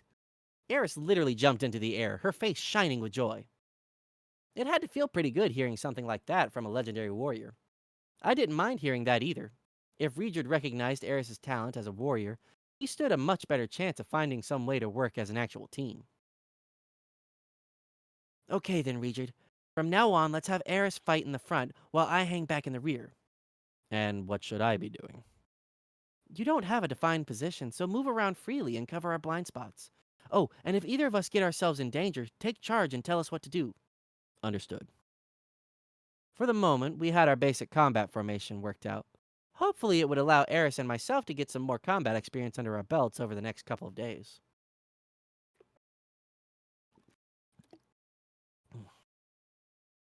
Next up came camping practice. For dinner, we had great tortoise meat. There was far too much of it to eat in one sitting, so we started off by drying most of it out for later. Under Regard's direction, of course. To be blunt, the stuff was somewhat vile. Its scent was overpowering, and it was painfully tough to boot. Apparently, the normal approach was to soften it up in a simmering stew for hours, but Regard opted for the quick and easy route of roasting it over a roaring fire. At least the fire itself wasn't too hard to get going. Stone tree ants evidently dried out very quickly after they died, so we didn't need to leave our wood sitting in the sun or anything. No wonder Regard saw those things as walking lumps of lumber. Gah. Honestly, though, this meat is seriously vile. Who said this stuff was delicious, anyway? Wait, that was totally you, Regard. You're so full of it. I mean, maybe if you covered up the smell with ginger, it might be sort of edible. Maybe. Man, do I ever want some beef right now. And rice. A memorable line from a certain manga floated through my mind. Grilled meat is glorious, and it's glorious because it's tasty. Truer words were never spoken. Meat that isn't tasty isn't glorious isn't in the slightest. In retrospect, I'd eaten very well in the kingdom of Asura. Bread may have been the staple food back there, but they usually complemented it with meat, fish, vegetables, and some sort of dessert, with all the variety of some 3-star restaurant. And I'd spent most of my time there way out in the sticks. Wasn't a spoiled little princess like Eris going to have an even harder time adjusting? When I looked over, though, I found her gnawing away contentedly at her own chunk of meat. Hey, this isn't half bad. Wait, seriously? Well, maybe it made sense. When you give a kid who's only eaten healthy stuff their first taste of junk food, they always go crazy for it, right? What? Eris said as I stared at her. It's nothing. You enjoying that? Yeah, I always wanted to try something like this. I knew Eris loved listening to Ghislaine's stories of life as an adventurer. Maybe that it translated into fantasizing about eating tough, nasty meat around a campfire. Kind of a weird fantasy, but okay. It's even edible raw, you know, Regard commented. Eris's eyes sparkled with curiosity, and a little chill ran down my spine. Fortunately, I managed to speak before she could open her mouth. The answer's no, or no. The answer's no. Don't even think about it. For crying out loud, do you want worms? Because that's how you get worms. They watch. They watch Archer. I love it. I was gonna say. Regard was giving Eris a lesson on basic weapon upkeep before we turned in for the night. For lack of anything better to do, I listened in. Regard's spear wasn't made of metal, and Eris's sword was forged from special materials in a very specific way. Apparently, neither of them needed to worry about ordinary rusting, but that didn't mean they could skip their daily maintenance. Leaving dried blood on a sword or spear would gradually dull their edges and attract other monsters. From Regard's perspective, it was also your fundamental responsibility as a warrior to take good care of your weapon. Come to think of it, what's the spear made of anyway? I asked, suddenly curious. Judging from the one Regard carried, the spurred tridents were pure white, totally unornamented, and on the short side for a spear. From the looks of it, the whole thing was made of a single substance. I couldn't see any seam between the shaft and head. It's made of me. Say what? The spear of a spurred is made out of their soul. Damn, I hadn't been expecting such a philosophical answer. Okay, sure, right. So your spear is your soul, and your soul is your way of life, right? Your way of life is whatever lies in your heart, and your heart is just what you love. So basically, you love your spear passionately, or something. Luckily, Regard elaborated before I could get myself too tied up in knots. Every one of us is born with their own spear, you see. The spurred were born with a three-pointed tail. It grew with them until they reached a certain age, at which point it would stiffen up and fall off. Yet, even when separated, it was still somehow part of their body. The more they used it, the sharper and more deadly it would grow. With enough time and effort, these tridents could become peerless weapons, virtually unbreakable and capable of piercing through pretty much anything. And that's why we mustn't cast aside our spears until the day we die. Regard's face was full of bitter regret at the mistake he'd made 4 centuries ago. By this point, his spear was probably harder and sharper than any other spurreds in the world. I was definitely glad we had him on our side. Still, his outlook on the world worried me sometimes. The man was as rigid as his weapon. If you can't bend a little sometimes, you'll never learn to accept other people as they are. And that means they'll never accept you either. There's such a thing as being too principled, you know. In any case, after 3 days of fighting monsters and camping under the stars, our little party managed to reach the nearest town.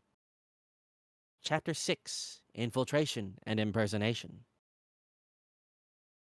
The city of Rikurisu is one of the 3 largest settlements on the Demon Continent at the time.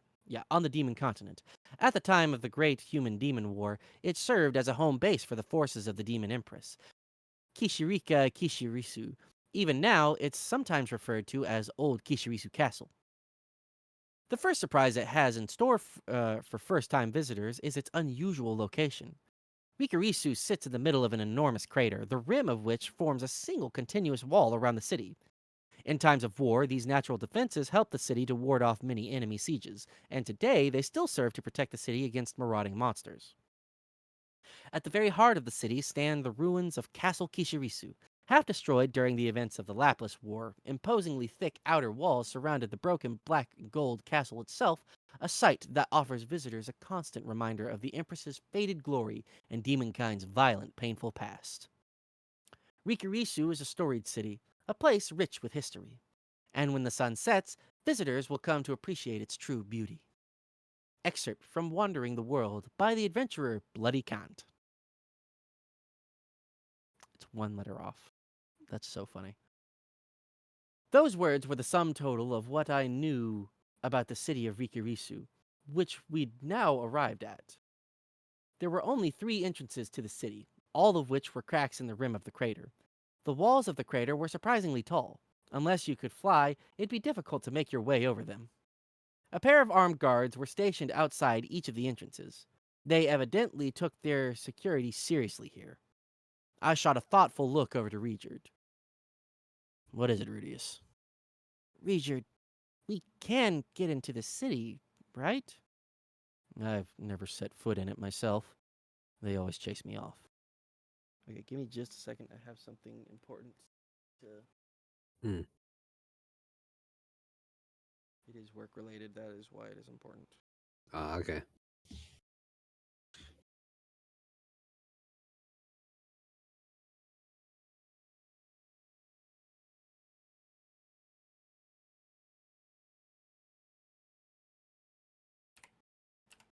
It's a lot. We got a lot to go still. Humankind time, feared and loathed. Yep. Humankind feared and loathed the Spurred on an almost primal level. That much had been obvious. No, I wanted. There we go. Okay. That much had been obvious. Shit, I lost it. There it is. Had been obvious just from Eris's initial reaction. I'd been hoping it might be a little different with other demons, but based on what I'd heard back in the Meagard village, that was probably just wishful thinking. Just curious, but what does chasing you off usually involve? The guards start shouting at me when I approach. Before long, large numbers of armed adventurers come running out.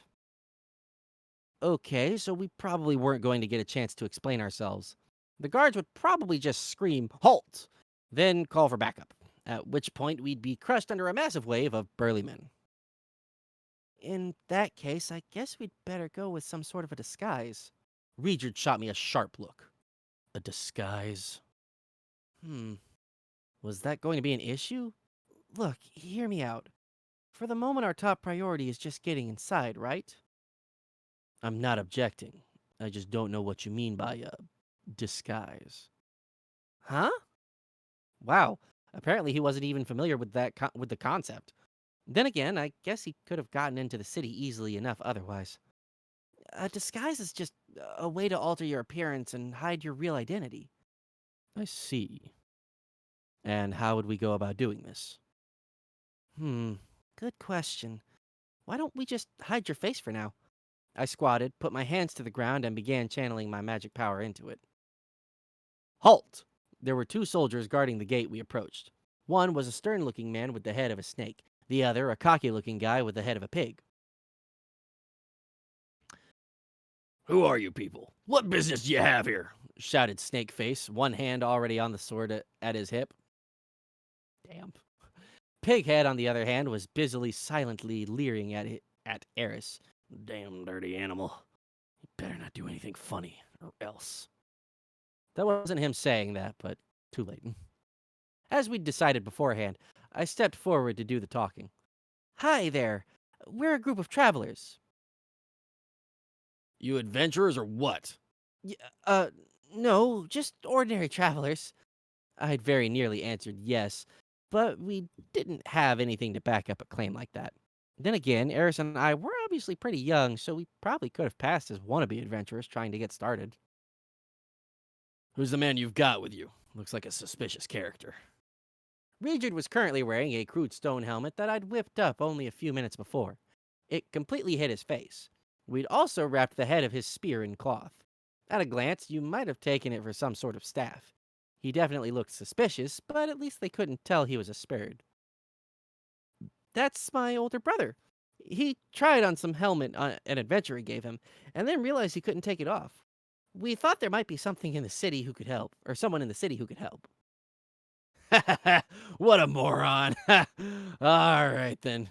Go talk to the old lady in the supplies shop. She'll figure something out. Chortling loudly, Snakeface stepped back and took his hand off his hilt. Well, that went better than expected. Back in Japan, I'm pretty sure the cops would have taken a stranger in a full-face helmet back to the station for a few questions. But we'd gotten off awfully easy. Maybe it was because Regard had a pair of kids with him, or maybe it just wasn't that unusual to see people wandering around the city with headgear on. Incidentally, where would we go if we needed to earn some money? Huh? You looking for a job or something? Well, we have to stay here until we can get his helmet off. This helmet off my brother. And if they charge a fee, we'd have to scrape together the cash to cover that. Snakeface nodded, muttering, "Yeah, I guess I wouldn't put it past that old bag." Apparently, the supplies shop lady here drove a bit of a hard bargain. Good thing it wasn't really our problem. "You'd probably want the Adventurers Guild, kid. Don't know where else a bunch of broke out of towners like yourselves could earn their keep." "Okay then, is that..." "The guild's right down this street here. Big building, you won't miss it." "Thank you very much." "Once you're registered there, you'll get a slightly better rate at the inns. Can't hurt to get your names down in the book at least." With a polite little nod to the guard, I began moving toward the gate, only to pause at the last moment. By the way, is there a reason the city's being guarded so heavily at the moment?" "Oh yeah, someone said they saw that monster dead in the area. So we're kinda on high alert right now." "Wait, seriously? Talk about scary." "Yeah, no kidding. Let's hope he just wanders off somewhere soon, huh?" Dead end, huh? Judging from the name, if you run into him, I guess your life's as good as over. Must be one terrifying monster. The buildings weren't quite as tall as in Rikurisu as they were back in Roa, but it felt like there were just as many of them. The two cities seemed to have pretty similar layouts. Most of the facilities near the entrance were stables and inns that clearly catered to traveling merchants. The Adventurers Guild, huh? Based on everything I'd heard, the adventurers of this world were essentially glorified temp workers. People with certain skills registered with the agency, meaning the guild. By completing the jobs it had on offer, you could build a reputation for yourself. Ordinary people brought a variety of jobs directly to the guild, and it handed them out to any adventurers who were up to the task. I'm not sure how much we'll be able to earn there, but it might be a good idea to register. They'll probably give us something we can use for identification at least. What do you think, Eris? "Ooh, yes, of course! Let's be adventurous!" The girl's eyes were actually shining with excitement. No surprise there, really. She'd always loved listening to Ghislaine's tales of the glory days. "Are you already an adventurer or anything, Regard?" "No, I've never set foot in a city large enough to have a guild before." "Ah, right. They probably didn't bother setting up shop in every random little village." "Okay, I think that's more convenient for us anyway." A plan of sorts was beginning to take shape inside of my mind. We couldn't expect Regard to wear that big, heavy lump of a helmet forever, and if we kept his face hidden, he'd never get a chance to improve the reputation of his people. We could always try to accomplish something great. Right off the bat, then start spreading rumors that a spurred warrior was responsible. But as rookie adventurers, we'd probably be running errands inside the city for the moment. Solving little problems for ordinary people might actually be the better approach. After all, it was the last thing anyone would expect from a bloodthirsty killer. If we kept at it diligently enough, we might build up some trust from the people in the city at least. Regard was basically a good-hearted guy. Stuff like finding lost children was right up his alley, and it might work better to change the public's impression of his people than running off to slay some huge beast. I mean, saving a child worked wonders for him with the meagered village, didn't it? Based on that, we should probably focus on helping people rather than bloody monster hunts. We could just let his kindness speak for itself. That said, if we wanted to get him a reputation for helping people, the helmet was going to be an issue. I'd have a hard time trusting someone who hid his face personally. Maybe we could switch to something that only covered his hair and forehead? Nah, that probably wasn't good enough. Social etiquette might be a little different in this world, but keeping your headgear on constantly sounded pretty rude to me. Still, scraping away anonymously at tiny jobs wasn't going to get us anywhere. We had to make the whole city aware of Regard's presence, and we had to convince them it was a positive thing. But how the heck do we do that? First and foremost, he needed to become recognizable. No matter how many good deeds he did, we'd never make progress if they were all attributed to some unknown adventurer. Maybe it really would be best to start off by slaying a big monster or two, just to get people to remember his name. Strength counted for a great deal in this world. Bringing down a truly fearsome beast could potentially give our little group a slight boost in social standing. Of course, everyone already knew the Spurred were incredibly powerful fighters, so there was also a chance it could backfire. No, wait. What if the city was in imminent danger or something? Like some giant monsters rampaging through the streets. Everyone's cowering in terror, and the sexy demon hero Regard jumps into the rescue. What with dramatic music blaring in the background? Ooh, that could totally work. The main stumbling block was the fact that we needed a rampaging monster to make this happen, but I'd heard a name that sounded promising just a minute ago. Reacher, do you know what this dead end thing is? Assuming it's some sort of powerful monster, we could find some way to lure it toward the city, then take it out just as everyone started to panic.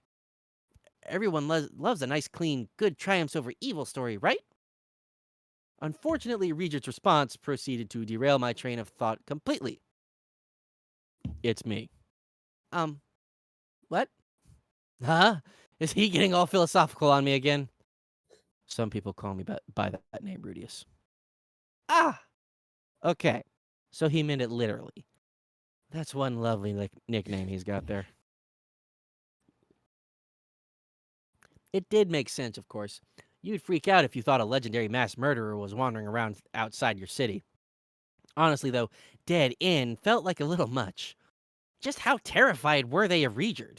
Those guards out at the gate really needed to get their act together. Act together in retrospect. They probably didn't even think of the spirit as people. They'd been expecting a rampaging, vicious monster. It never even crossed their minds that Regerd might be clever enough to disguise himself. Now what? There was a potential upside here. That nickname of his seemed to be well known. Maybe we could use that to our advantage somehow? Regerd, they don't have a bounty on your head or anything, do they? No, that won't be an issue. Really now? You promise? I'm gonna take your word on that, okay? All right then, let's readjust this plan a bit. Before heading to the Adventurers Guild, we spent some time wandering through the roadside stalls clustered around the entrance to the city. Shops like these tended to be pretty similar anywhere you went, but the specific items they had on offer could vary quite a bit.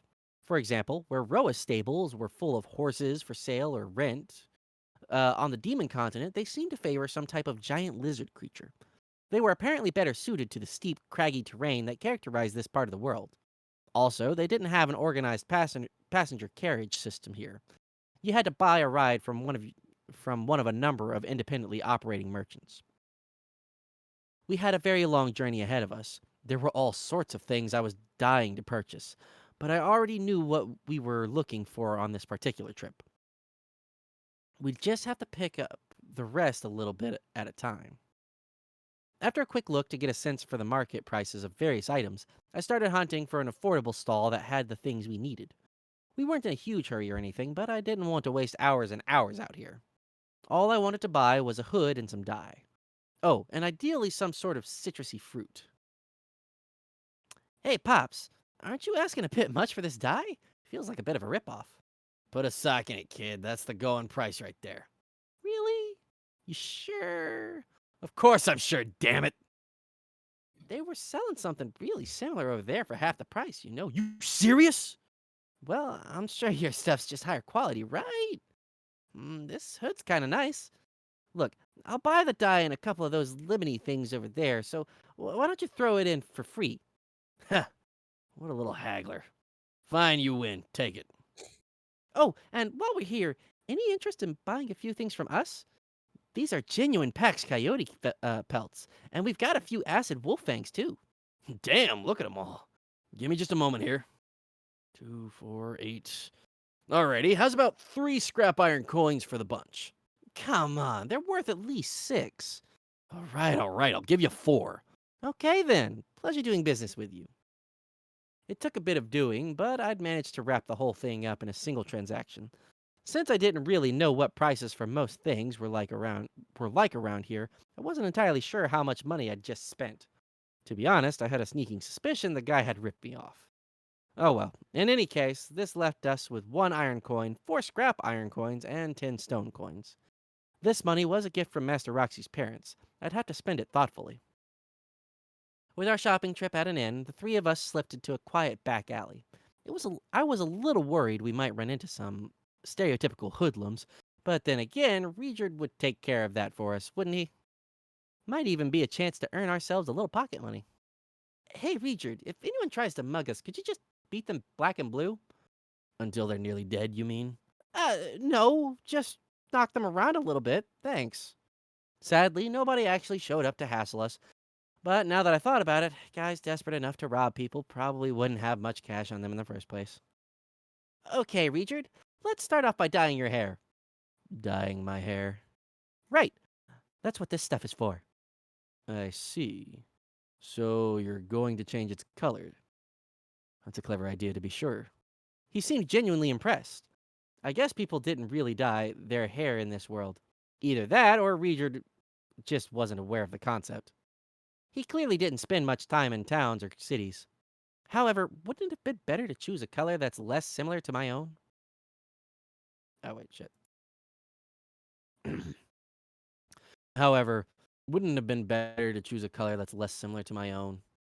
I'd gone with a blue dye, a reasonably close approximation of the color of meagered hair. Nah, the meagered village is only 3 days' walk away from here, so there are probably a ton of people here who know about them. I figured we'd make you into one of them, Richard. What about the two of you? Oh, we're just your lackeys. You helped us out and took us in at some point. Lackeys? I thought you were warriors on equal standing with myself. Well, yes, we are. I'm just talking about our cover story. Don't worry, you don't really have to remember all this. I'll just be acting like your henchman when we're around other people, basically. Our next step was going to be putting on something of a show. I took some time to explain the premise of our act to Richard. From this point on, he was going to be a young, meagered man named Royce, who'd recently begun impersonating the infamous spurred warrior Dead End. Royce had always yearned to inspire fear and awe in people. Not long ago, he'd happened across a pair of lost children in the wilderness, one who was capable of using magic, and another who proved to be talented with the sword. He'd saved their lives, and they idolized him ever since. You idolized me? Um, I wouldn't go quite that far, personally. I see. In any case, these two children were actually very powerful fighters for their age. Once he realized this, Royce hit on a clever idea. Why not assume the identity of the legendary warrior Richard? It seemed like the easiest possible way to strike fear into the hearts of everyone he met. Royce had always been unusually tall for a meagered after all, and his two young companions were very competent. If he just claimed their achievements as his own, he'd be famous in no time. This man's a lowlife. He had no right to use my name. Yeah, it's all very despicable, but let's say this phony Richard starts to go around doing good deeds. What would people think? I don't know. What? That he's obviously a fake, but also a good guy at heart. We needed our act to be nicely comical and kind of incoherent. The key here was to get everyone thinking of the Richard imposter as a total fraud, who also happened to be a weirdly decent person. Basically, if word starts going around that this fake Richard is a nice guy, we're on the right track. The rumor will get vaguer and vaguer over time, and eventually people will just start saying that Richard is a good guy. That sounds wonderful, but will it really work that way? Oh, absolutely, I answered in a tone of easy confidence. At the very least, this couldn't really hurt. Everyone already thought Richard was a vicious monster. His reputation wasn't getting any worse. I see. I had no idea such a simple plan could work. This won't be simple, believe me. And there's always a chance something will go very wrong. As a general rule, any long-term plan goes awry at some point.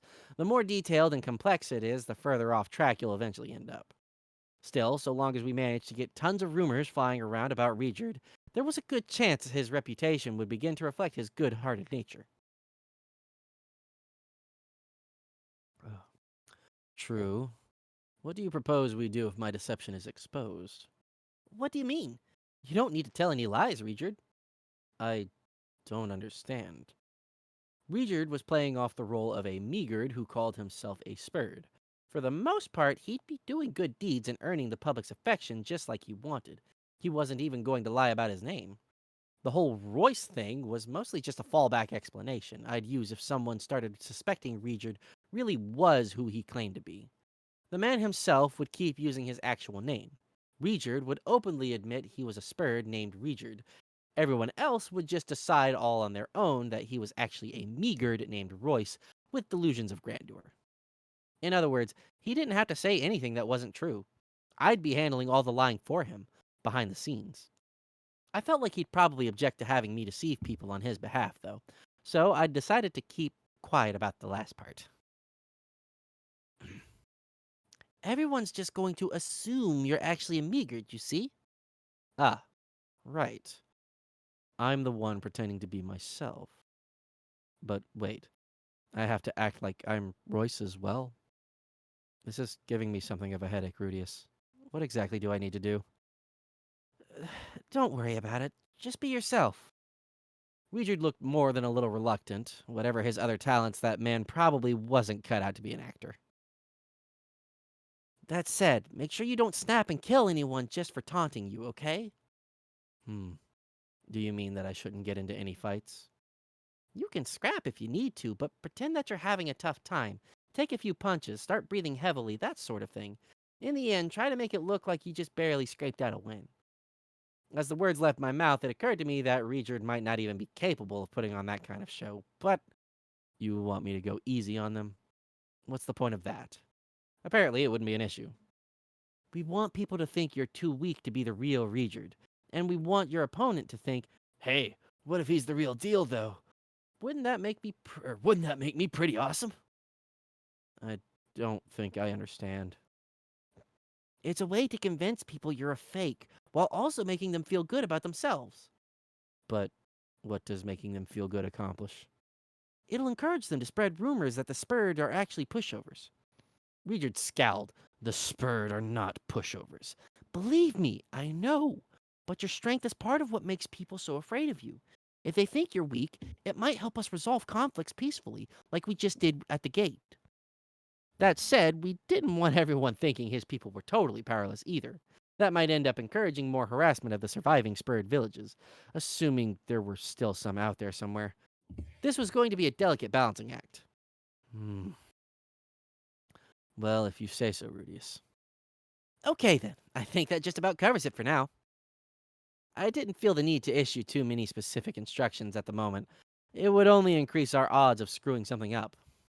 Anyway, I'll give you all the support I can, Regard, but the outcome's ultimately going to depend on you, okay? Of course. My thanks, Rudius.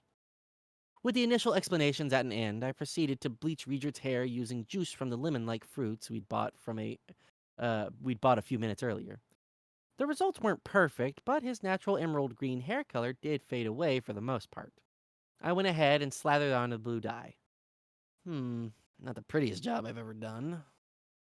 Still, at least it didn't look particularly green anymore. Maybe he sort of looked like a Meagard at a distance? If you totally ignored how tall he was. Well, he didn't really look like a Spurred, and that was the most important thing. An ambiguous disguise was probably what we wanted anyway. The ideal reaction would be something like, this guy kinda looks like a Meagard, but not really.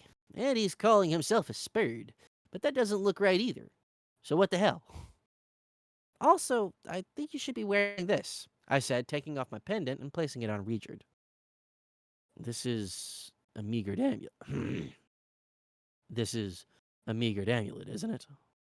Yes, my master gave it to me as graduation present, and I've been wearing it ever since. With this dangling around Regard's neck, everyone would at least assume he was somehow connected to the Meagard. It must be precious to you, then. I'll make sure to return it to you safely. Yeah, you better. Of course. Fair warning, I might have to murder you if you lose it. Understood, Rudius. Specifically, I'd block all the city's exits using earth magic, then fill this entire crater to the brim with magma. What? You'd kill all the people living here as well. There are children in this city, you know. Right. So if you want to keep them safe and sound, you'd better take good care of that amulet. If you're really that worried about this, perhaps you shouldn't let me borrow it in the first place. Come on, Regard. I'm only kidding around, obviously. Now then, the next step was to get Eris in the hood I'd bought earlier. Eris in the hood? That red hair of hers was very eye-catching, and we wanted everyone's attention to stay focused on our leading man. So, Eris, I was thinking. At this point, I unfolded the thing for the first time and realized it had little kitty ear bags, sort of like the cowls white mages wore in Final Fantasy III. Was this intended for a beast person or something? Damn, I may have messed this up. Eris wasn't especially picky about her clothing, but from what I remembered of the traditional Boreas family greetings, she absolutely hated cosplaying as a cat girl. Uh, well, about this hood. Huh? Oh, what about it? I was thinking maybe you could wear it? Really? For some reason, the girl actually seemed overjoyed. Maybe she didn't hate the pose itself as much as I thought she did. She immediately pulled on the hood, smiling happily. I'll take good care of it. Well, okay then. I didn't really understand why, but that worked out. Excellent. Now then, it seemed we were ready to head over to the Adventurers Guild. This needed to be comical. Just had to keep that in mind. God, I hope this goes smoothly. Chapter 7, The Adventurers Guild. The Adventurers Guild was a gathering place for some of the toughest customers in the city. Some were physically powerful, others were skilled, veteran magicians. Some favored the sword, others used axes, staves, or even their bare hands in battle. Some loudly boasted of their prowess, while others silently sneered at the braggarts. There were warriors clad in heavy armor, but also lightly dressed sorcerers. There were pig-like men and snake women, men with insectoid wings and women with legs of horses. All sorts of people from all sorts of races formed a single, teeming crowd. That was how things usually were in the guilds of the Demon Continent. The Rikarisu branch was certainly no exception. Suddenly, someone flung its huge, swinging doors open with a bang. Many of those inside turned their eyes toward the entrance, curious. It wasn't unusual for people to throw those doors open dramatically, but the reasons why they did so varied. Had some party just returned victorious? Perhaps a group of monsters were launching an attack and the guards at the gate had called for aid. Or was it just the wind playing tricks on everyone? Of course, there had also been some talk that Dead End was wandering around this area recently, but surely. Before anyone could follow this line of thought to its conclusion, 3 people strode through the door. The first in line was a boy with an oddly confident smirk on his face. He wore grimy but expensive-looking clothes and carried a staff wrapped in cloth. Despite his obvious youth, the battle-scarred crowd of grown-ups inside the guild didn't appear to intimidate him in the slightest. Who the heck is this kid? Minnie wondered. He seemed completely out of place here. Might he belong to some race of demons who looked younger than they really were? Following closely on this strange boy's heels as if to hide in his shadow was another youngster. This one seemed to be a girl. Her face was mostly hidden by a hood, but her eyes glittered watchfully from within it. There was something about her bearing that suggested she knew how to use that sword at her hip. A few veterans inside the guild instantly pegged her for a skilled fighter. The last of the group to enter was a tall, imposing man with a red jewel on his forehead and a scar running diagonally across his face. These were the same distinguishing features of the infamous monster known as Dead End. Some adventurers nearly cried out in alarm, only to notice, at the last moment, that this man's hair was blue rather than green. It had to be someone else who bore a strong resemblance to the murderous Spurd. Altogether, these 3 made a strange bunch. Strange and unsettling. There wasn't a single ordinary adventurer among the 3 of them. No one could begin to guess what they were even doing here. The trio came to a sudden halt, and the boys shouted at the watchful crowd. Hey, come on! What's with the slack-jawed stares, folks? Don't you know who this man right here is? No. Why the hell would we? Thought everyone simultaneously. This is the infamous Spurd monster, Dead End Regard himself. Don't just stand there, idiots. Make with the screaming and running for your lives. Come on, do you really think we're gonna buy that? Thought everyone in unison. Everyone knew the Spurd's hair was vivid green, not some dirty shade of blue. Can you believe these country bumpkins, boss? They don't even know the face of terror when they see it. What a joke! All those rumors flying around, but we walked right in and no one even recognized you. Okay, so apparently this kid is hell-bent on claiming that his pal here is a vicious, bloodthirsty devil. The more they thought about it, the more hilarious his high-pitched little tirade seemed. The unsettling aura that this little band had previously projected faded away almost instantly. The kid's boss had the red eye on his forehead, sure, and the scar across his face. They both looked pretty convincing, even. but he'd gotten some really basic details completely wrong. At this point, some anonymous adventurer let out the first quiet laugh of the afternoon. "Hey, what's your problem?" shouted the boy fiercely, spinning in the direction of the sound. "Did I say something funny, punk?" It was just too ridiculous. Stifled chuckles began spreading throughout the crowd. After a long moment, someone finally offered a reply.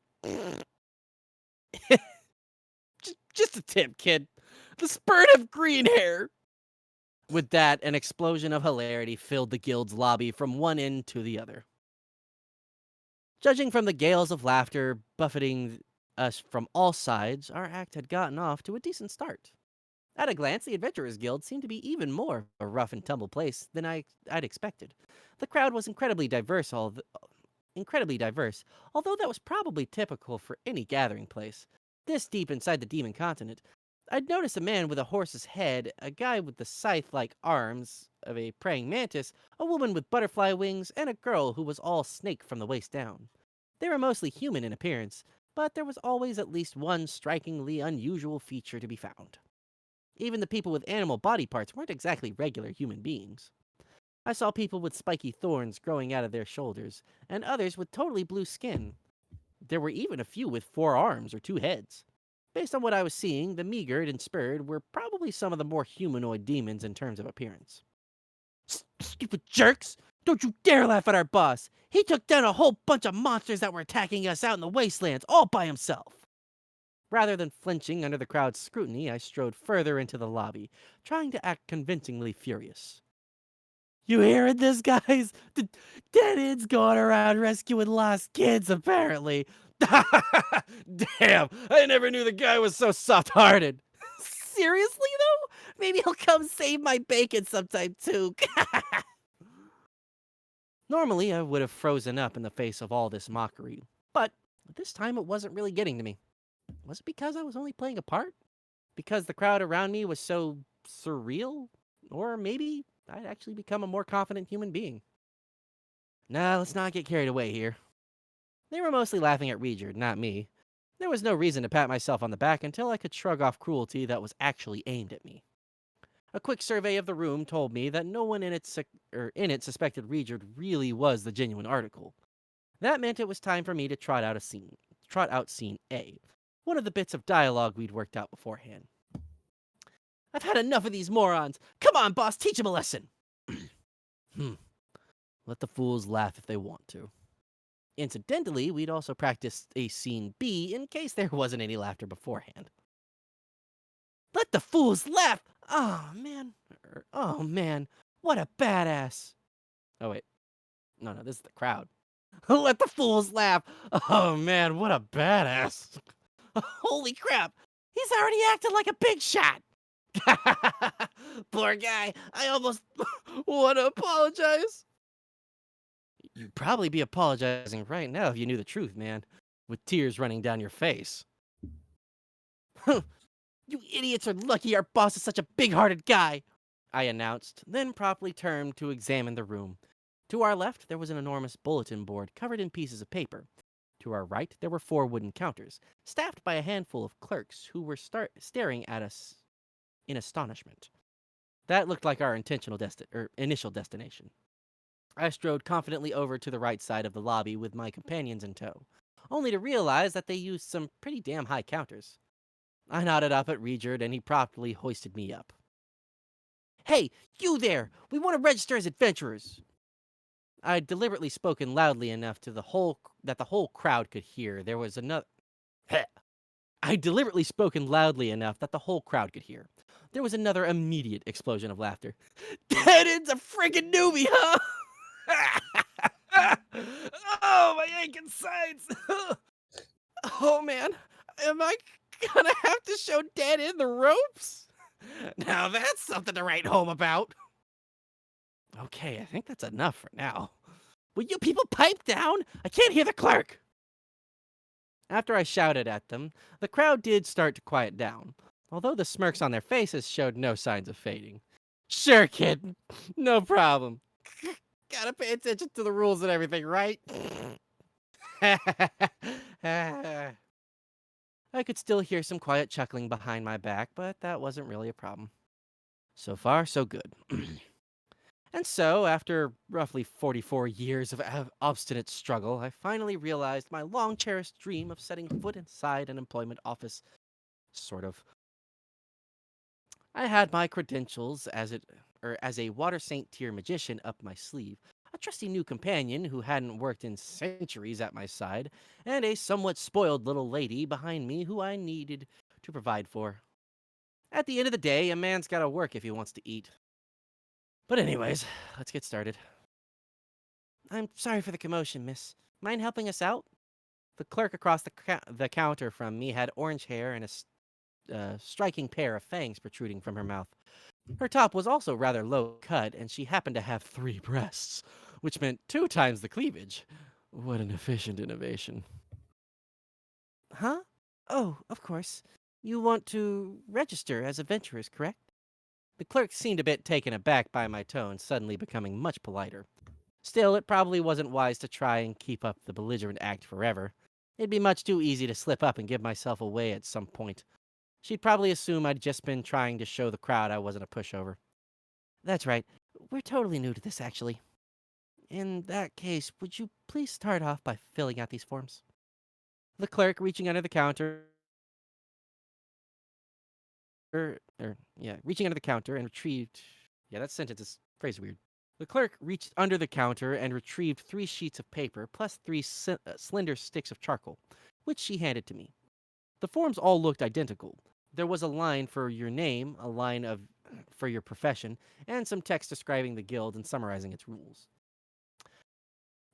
I can read that out loud for you if you can't read it yourself, offered the clerk, just as I was starting to wonder how some illiterate warriors from a backwoods village would deal with all this. Thank you, but we're fine. I picked up one of the papers and read it out loud in the human tongue for Eris's benefit. 1. Use of the Adventurers Guild. Registering with the Adventurers Guild, the Guild, entitles you to the use of its services. 2. Guild Services. Registered adventurers may visit any of our branches, found all around the world, to take on jobs, receive payment for completed work, sell raw materials, and exchange currencies. 3. Your registration record. All information related to your registration with the Guild will be recorded exclusively on your adventurer card, for which you are personally responsible. Should your card be lost or destroyed, a new one can be issued. However, your rank will be reset to F, and a region-specific fee will be imposed. 4. Leaving the Guild. Registered adventurers may withdraw from the Guild at any branch. Re-registration at a later date is permitted, but your rank will be reset to F. 5. Prohibited conduct. Adventurers are strictly prohibited from violating local laws. Taking any action severely prejudicial to the reputation of the guild, obstructing another adventurer from carrying out their tasks, buying or selling guild jobs. Any violation of this policy will result in the assessment of a fine and the revocation of your status as an adventurer. 6. Breach of contract. Any adventurer who fails to complete a job they undertake is required to pay 1/5 of the listed reward as a breach of contract penalty. This fee must be paid in full within half a year. Failure to pay by this deadline will result in the revocation of your status as an adventurer. 7. Rank. Adventurers are ranked in 7 tiers based on their experience and abilities, beginning with rank F and advancing to rank S. As a general rule, adventuring can only undertake jobs rated within 1 rank of their current rank. 8. Promotion and demotion. Getting a preset number of jobs based on their current rank, adventurers can secure promotion to a higher rank. If an adventurer does not feel ready to take on a higher rank, they may decline promotion. In addition, failing to complete a certain number of jobs consecutively may result in a demotion to a lower rank. 9. Duties and responsibilities. Should the local authorities call for aid in the event of a monster attack or similar crisis, all adventurers are obliged to offer their assistance. In addition, adventurers are expected to obey any orders issued by their local guild in the event of an emergency. By the time I was halfway through the list, Eris was looking increasingly fed up. This sort of stilted formal writing wasn't exactly her forte. I didn't enjoy it much either, but this stuff seemed like it could be important. I hadn't noticed any particular problems yet, but, miss, I have a question. What would that be? Is it alright if we fill out this form in another language? Another language? Such as the human tongue, maybe? Ah, in that case, it won't be a problem. Based on her first clause, it may have been a problem if we wanted to use a more uncommon language. Japanese was definitely out of course. I decided to go with the demon god tongue. It seemed like a good idea to give them the impression that I might be some sort of youthful looking demon, rather than a human child. Go on, Eris. You should fill yours out too. I could have done it for her, probably, but it was usually best to personally sign documents like this. In any case, all the conversations inside the guild so far had been in demon. That was probably the only reason Eris had pouted silently instead of getting into it with the crowd. If she'd actually understood what they were saying, she might have drawn her sword and gone charging after someone. Not that we're planning to do so, but what would happen if we used a false name on these? We don't have any particular rules about that. Use whatever name you want to register. Don't you get criminals signing up under made-up aliases or anything? Well, the definition of a criminal isn't the same on the Demon Continent as it is in other places. So long as someone isn't causing trouble for the guild, it isn't much of a problem. However, if you're ever stripped of your status as an adventurer, you'll find it impossible to register again, on this continent at least. That seems very lenient. It does cause us issues, of course, but many people on this continent weren't named at birth, and a stricter policy would prevent them from registering at all. Interesting. It sounded like the guild on this continent had a certain level of independence from the broader organization. If it could set its own policies like that, I'd come up with the whole Royce thing in case they wouldn't let a Spurred register, but it seemed that wasn't going to be a problem. If I register here, then head to another continent, will I need to re-register with the guild over there? That won't be necessary. Figured as much, but good to know. If you're finished with that form, please place your hand on this. This time, the clerk took out a transparent board about the size and shape of an erotic game box. Why does it have to be erotic? With a magic circle engraved at its center. I could see a small metal card sitting underneath its surface. What's all this then? Like this? As I pressed my hand flat against the center of the plate, the clerk tapped the button on its far edge. Name, Rudius Greyrat. Profession, magician. Rank, F. After reading out the contents of my form in a flat, steady voice, she pressed the button a second time, and the magic circle glowed faintly red for just a moment. Here you are. This is your adventurer card. The ordinary-looking metal card was now marked with faintly glowing letters. Name, Rudius Greyrat. Sex, male. Race, human. Age, 10. Profession, magician. Rank, F. For some reason, it was all written in the human tongue. Ah, I see. So that thing's basically some sort of magic printing press, huh? Wouldn't it be really convenient to use it for books, too? If they've got them in public facilities like this, I wonder why they're not all over the place. Then again, maybe the upper plate and the card itself were special items, too. It sounded like the clerk had manually input my name, rank, and occupation, but the device seemed to have sensed my race, age, and sex from my hand somehow. That was kind of a bummer, actually. So much for hiding the fact that I was a human. Well, whatever. I'd just have to roll with it. Name, Regard Sperdia. Sex, male. Race, demon. Age, 566. Profession, warrior. Rank, F. For a second there, I was seriously worried this thing might reveal that Regard really was a Spurred. But his card went with the nicely vague word demon instead. Definitely a relief. The device had exposed his actual age, but the clerk seemed to take that in stride. Maybe absurdly long lifespans weren't that rare among demonkind. The name, Regard Sperdia, also didn't get much of a reaction. She probably just assumed it was a pseudonym. Talk about rude. I just told her we weren't planning on using those. Then again, maybe it wasn't common knowledge that Dead End's real name was Regard. I'd heard the words Dead End thrown around a ton in here, but not his actual name. Incidentally, his card had come out in the demon god tongue. Name, Eris Boreas Greyrat. Sex, female. Race, human. Age, 12. Profession, swordswoman. Rank, F. But Eris's was written in the human tongue as well. Is there a reason why this card is in a different language than ours, miss? Yes, it changes depending on your race. Ah, so humans just got a human tongue by default, no matter what. What happens if you're mixed race? Sometimes it might use a bit of both. The relevant language, a bit of both the relevant languages, but typically it would pin you as the race more of your ancestors are from.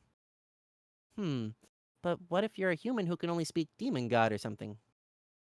In that case, you can just press your finger against the center of the card and speak the name of the language you prefer.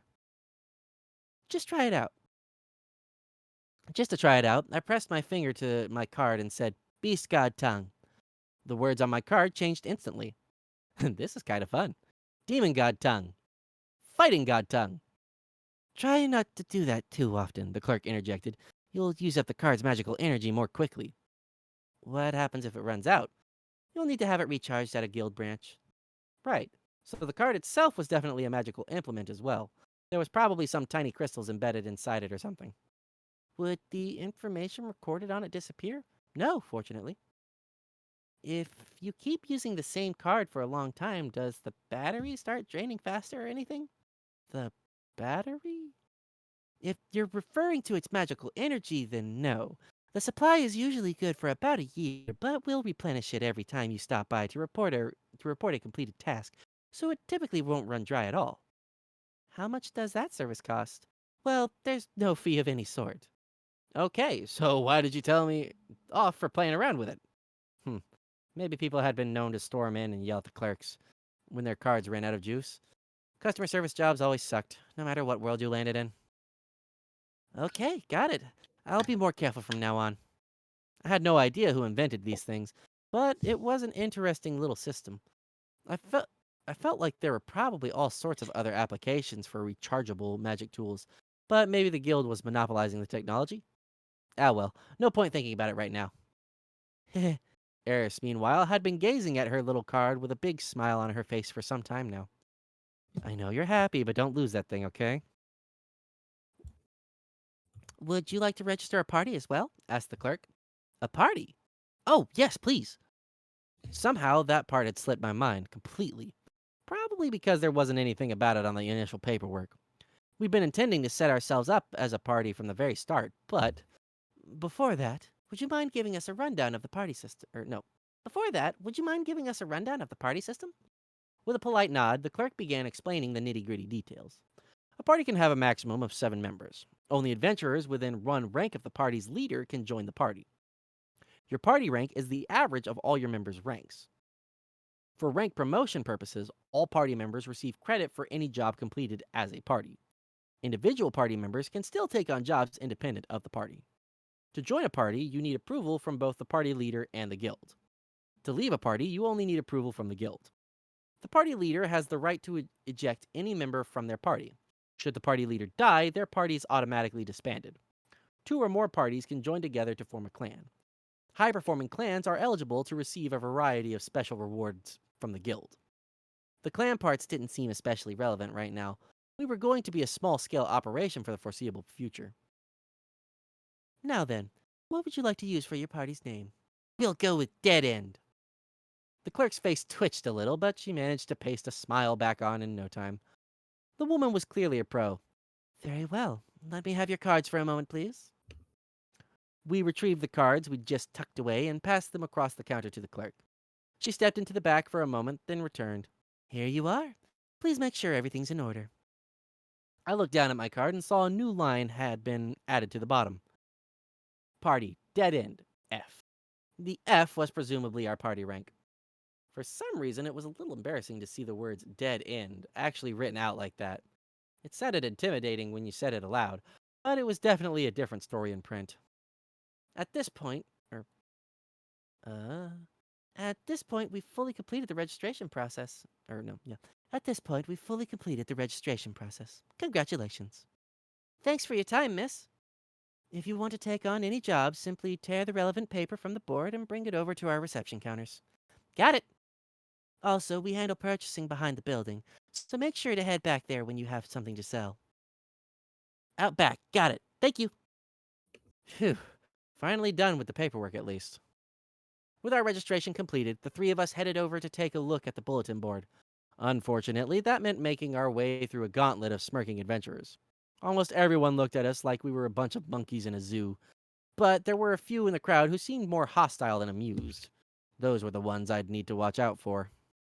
I'd told Regerd it was okay to scrap if he needed to, but I wasn't expecting much from him as an actor. There was no guarantee we'd be able to turn trouble to our advantage the way I wanted to. All said and done, I didn't want to get into any fights today. All of a sudden, a leg stretched across the aisle we were walking down. The leg in question belonged to a frog, or a frog man. He had a blue body with black spots and smuggest face I'd ever seen. His bulging cheeks inflated and deflated rapidly. It was obvious he was suppressing the urge to laugh. Was the guy inviting us to trip over his leg, or what? It brought back some unpleasant memories, but I pushed them out of my mind and stepped carefully over the obstacle.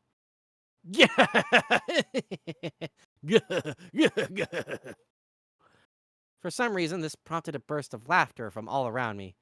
I flinched slightly at the noise, which only made them chortle harder. Stay calm. It's no big deal. They were going to laugh at you no matter what you did. I'd experienced the exact same thing in my previous life. This was classic cookie-cutter bullying. Following my lead, Eris tried stepping over the frogman's leg as well, but he suddenly jerked it upward, catching her by the tip of her toes. Gah! Eris started pitching forward, but managed to catch herself at the last moment by slamming her leading foot down hard against the floor. Of course, this prompted more raucous laughter from everyone in the vicinity. Her face bright red, Eris stared furiously back at the frog. Her hands squeezed into fists and her teeth grinding loudly. Oh, sorry about that, kiddo. My legs are so long and thin I can barely keep them under control sometimes. The man did offer an apology of sorts. Not that she understood a word of it. Crap. Is this going to turn into a fight? If she throws the first punch, things might get ugly fast. But to my surprise, Eris just snorted haughtily, turned on her heel, and strode over to join me. Her face was terrible to behold, but she'd managed to control herself. Good girl, Eris. Way to be the grown-up in the room. I'm giving you a fighting spirit prize. You just received 100 bonus points. Unfortunately, it was now Regent's turn to face the frog leg menace. Stretching his leg out like that really drove home just how long and skinny it was. Should he really be out adventuring with sticks like that for legs? Maybe they let him jump really high or something? Focus please. What's Regent gonna do here? Lifting his foot high, Regent began stepping over the obstacle in his path. Just like with Eris, the frogman jerked the leg up to trip him. Instead of Regent, it was our slimy friend who took a tumble. Regent had slipped a foot under the frog's leg as he raised it, then kicked upward to throw him totally off balance. Flipped backward out of his chair, the man landed flat on his stomach in a classic squashed frog pose. Once again, everyone around us burst into laughter. Way to get knocked down by a newbie, man. That's what you get for messing with a spurd. Hilarious. Froggy's bright blue face immediately shifted colors to a vivid shade of red. Very interesting. Was he actually cold-blooded? Bastard! Hopping to his feet in a very froggy fashion, our new friend pulled a knife from his hip and pointed it threateningly at Regent. Huh? Seriously? You really want to go all life or death over this? You got a lot of nerve messing with me like that, buddy. Hold up. You should back down now, if you know what's good for you. Regent, please. That's the sort of thing you say when you want to fight? The guy's got a knife, right? That's kind of...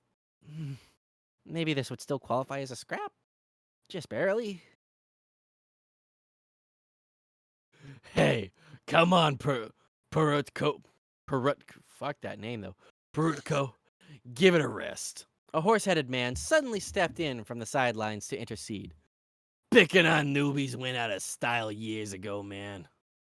But this guy, you just lost your balance and fell, right? Come on, Okapara. This bastard's scowling at you lost your balance and fell, right? When Horseface repeated himself, Froggy paused, clicked his tongue bitterly, then stomped straight out of the guild. The crowd of onlookers promptly lost interest and began dispersing in groups of 2 or 3. Jesus, that I'm drawing sorry, of the that's horse. Okay. that was coming from the anime. I was not expecting him to look like this in the light novel. Same. Like, what the fuck? Oh my god. Oh, He's okay. beautiful. It's wonderful. Oh my Oh, I want that love as a him. reaction face. Oh, it's Oh, great. he's just oh my god. I love him. Man. Looks like some shit post. Sorry, go ahead. No, you're good. You're good. Oh. Whoa. Man, I'd given some thought to the possibility that we'd get into a fight here, but that was more nerve-wracking than expected. With the crisis past, I turned around and made for the guild's bulletin board, totally oblivious of the ominous gaze of a certain horse-headed man. The board was absolutely covered with dozens of pieces of paper. There was a mountain of work that needed doing, apparently. As a brand new party, however, we could only take jobs ranked F or E, and there weren't any particularly epic-looking quests in those categories. The majority were just odd jobs around the city, stuff like organizing a warehouse, helping out in someone's kitchen, basic bookkeeping, looking for a lost pet, and exterminating insects. None of them looked especially challenging, but the rewards were also low. The actual forms looked like this, for example. I'm only going to do one of these, but I will read the notes on them. But I don't know. I guess I'll just go through them all. Fuck it. So just starts with the rank. So F, task, warehouse organizing, reward, 5 stone coins, details, manual labor, heavy lifting, location, Rikarisu block 12, the warehouse with the red door, duration, half a day to a day, deadline, not any, client, Dogamu of the Orte. Notes, I've got a ton of stuff to move around and not nearly enough manpower. Someone help me out. Ideally, someone strong. F, task, kitchen help, reward, 6 stone coins, details, dishwashing, carrying food, etc. Location, Rikarisu block 4, the Footfall restaurant. Duration, 1 day. Deadline, before the next full moon. Client, Shinitora of the Kanade. We've been getting a ton of reservations lately. I need some extra hands in the kitchen. If you're up for a little taste testing too, I'd appreciate it. E, task, lost pet, reward, 1 scrap iron coin. Details, find and catch a missing pet. Location, Rikarisu block 2, Kirib house, room 3. Duration, until the pet's located. Deadline, none in particular. Client, Maysel of the Hauga. Notes, my pet vanished and won't come home. I'm using up all my allowance money on this request. Someone please help. Sure, that one's just British. Just go with it. They didn't seem like the sort of jobs you'd undertake as a party, really. It looked like low-ranked jobs tended to be solo quests for the most part. Any jobs we completed would count for all of us for rank promotion purposes. At lower ranks, maybe people tended to take a whole bunch of jobs as a party, then divide the work up among the members. Well, I guess we'd want to start with something nice and simple. Still, why is the lost pet one E rank? Oh, right, I guess the city's pretty big. The whole until you find it thing could also be a little awkward. There was a possibility the thing was dead after all, but that bit about the allowance had to mean the client was a sweet, adorable little girl, right? It'd be pretty sad if no one helped her out. Aren't there any about fighting dragons or something? There is one, but it's S rank over here. Oh, really? Wait, I can't read this. It says stray dragons taking up residence to the north of the city. Think we could take it down? It would be best not to try. Dragons are fearsome foes. Right. Still, I kind of want to try slaying something. The monster hunting quests start at rank C, I'm afraid. There aren't any ranked lower than that? So it would appear. But I heard you're supposed to start off by fighting goblins and stuff. You won't find any monsters that weak on this continent. As I looked through the low-level jobs, Eris was having a somewhat alarming conversation with Regerd, who handled all the reading for her. That guy really was a patient soul, wasn't he?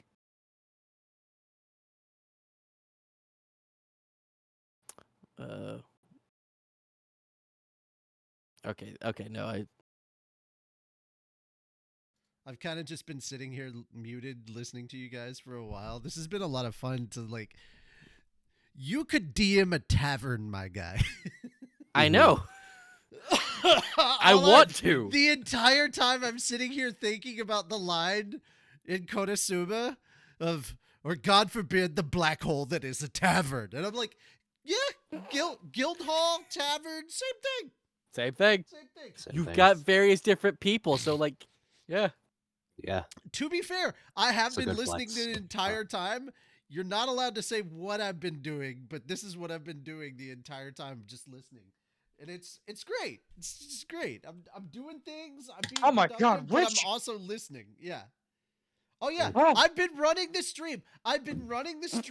Letting you guys do your whole thing. The stream's been going live this entire time while I've also been doing The this. slander! Oh. I can't Taxing on believe the you'd be computer. doing this. I'm playing video games, Interesting. guys. I'm playing video games at the same time. So my Yeah, No, that's no, no. fair. He was handle watching this shit. porn or something. I would definitely not be showing you any of the porn I watch. First off, I'd watch it. Moon wouldn't be offended. Moon would not be offended at all. He'd probably be like, nice. However, some of y'all might not be okay with the type of porn I watch. I'm a freaky little bitch. Here? Now, this talking is about the why people me and here? Richie get along Well, you know what? so At Yes. least well. you acknowledge it. Oh, dear God. Oh god. 1 second. Whew. Okay, I need to. So hang on 1 second. I I'll am show not- you what I'll show you the cool shit I've actually been working on. So this just got built. It's pretty cool. My own personal started- Zen god. I started building this and now I'm adding beasts to it and yeah. So I've just been kind of Cool. chilling, just big chilling while you've been reading. So yeah. All right, enough. keep going, man. Yep. We only got a couple pages left. I've till also the just end of been the you chapter. got muted on this. purpose because I've been sniffling this entire time, and I figured Fair enough. better not to. Better who wants to have a whole episode of that? Who wants the sniffly ASMR? ASMR. The ASMR, you asthma? got the sniffles. The asthma, Asthma.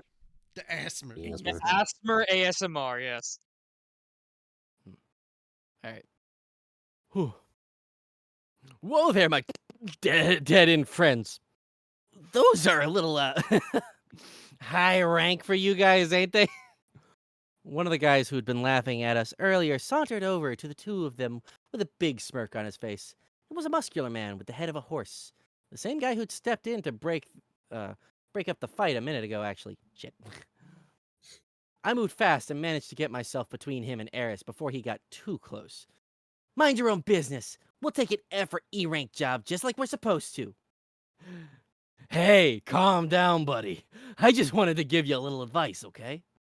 No kidding. Like what? Here, you see this job? The lost pet one? Reaching past me, Horseface ripped down the paper I'd been looking at only a few moments earlier. Yeah, I saw that one. Seemed like it might be kind of tough, since the city's so big. Huh? Hey, come on, kid. Ain't your boss the one and only dead end, like a spurd? So what if he is? Is that eye on his forehead just a decoration or what? It doesn't matter how big the city is. He'll track that thing down in a single day, no sweat. Oh, come to think of it, he's got a point. Reader could locate living things with pinpoint accuracy. Even if we were looking for a lost cat or something, he'd probably manage just fine. Of course, Horseface here was clearly convinced that Regard was a phony, meaning that his thoughtful advice was really just intended to provoke us. I needed to react accordingly. Shut up! Leave us alone! Still, I have to keep that missing pet job in mind. It seemed like a good chance to take advantage of Regard's abilities. Let's go, boss! Aren't we going to take any jobs? Forget it! We'll come back where there aren't a bunch of jerks waiting around to sabotage us. The goal of the visit was to make our big appearance and get ourselves registered. I'd only looked at the board to get a sense of the type of jobs that were available. We'd get started in earnest tomorrow morning. Come on, we're done here!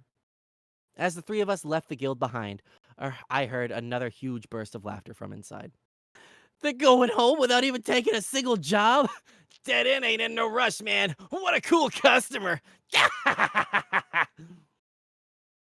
I could see the bewilderment on Regard's face. It was hard to blame him for wondering if we were really on the right track here. As far as I was concerned, though, the afternoon had been a success. The people in that building were laughing at the words dead end instead of flinching or grimacing. That wasn't what we were shooting for in the long term, but it was definitely a step in the right direction. At the very least, I was convinced of that. One way or another, the three of us were now full-fledged adventurers. Nice.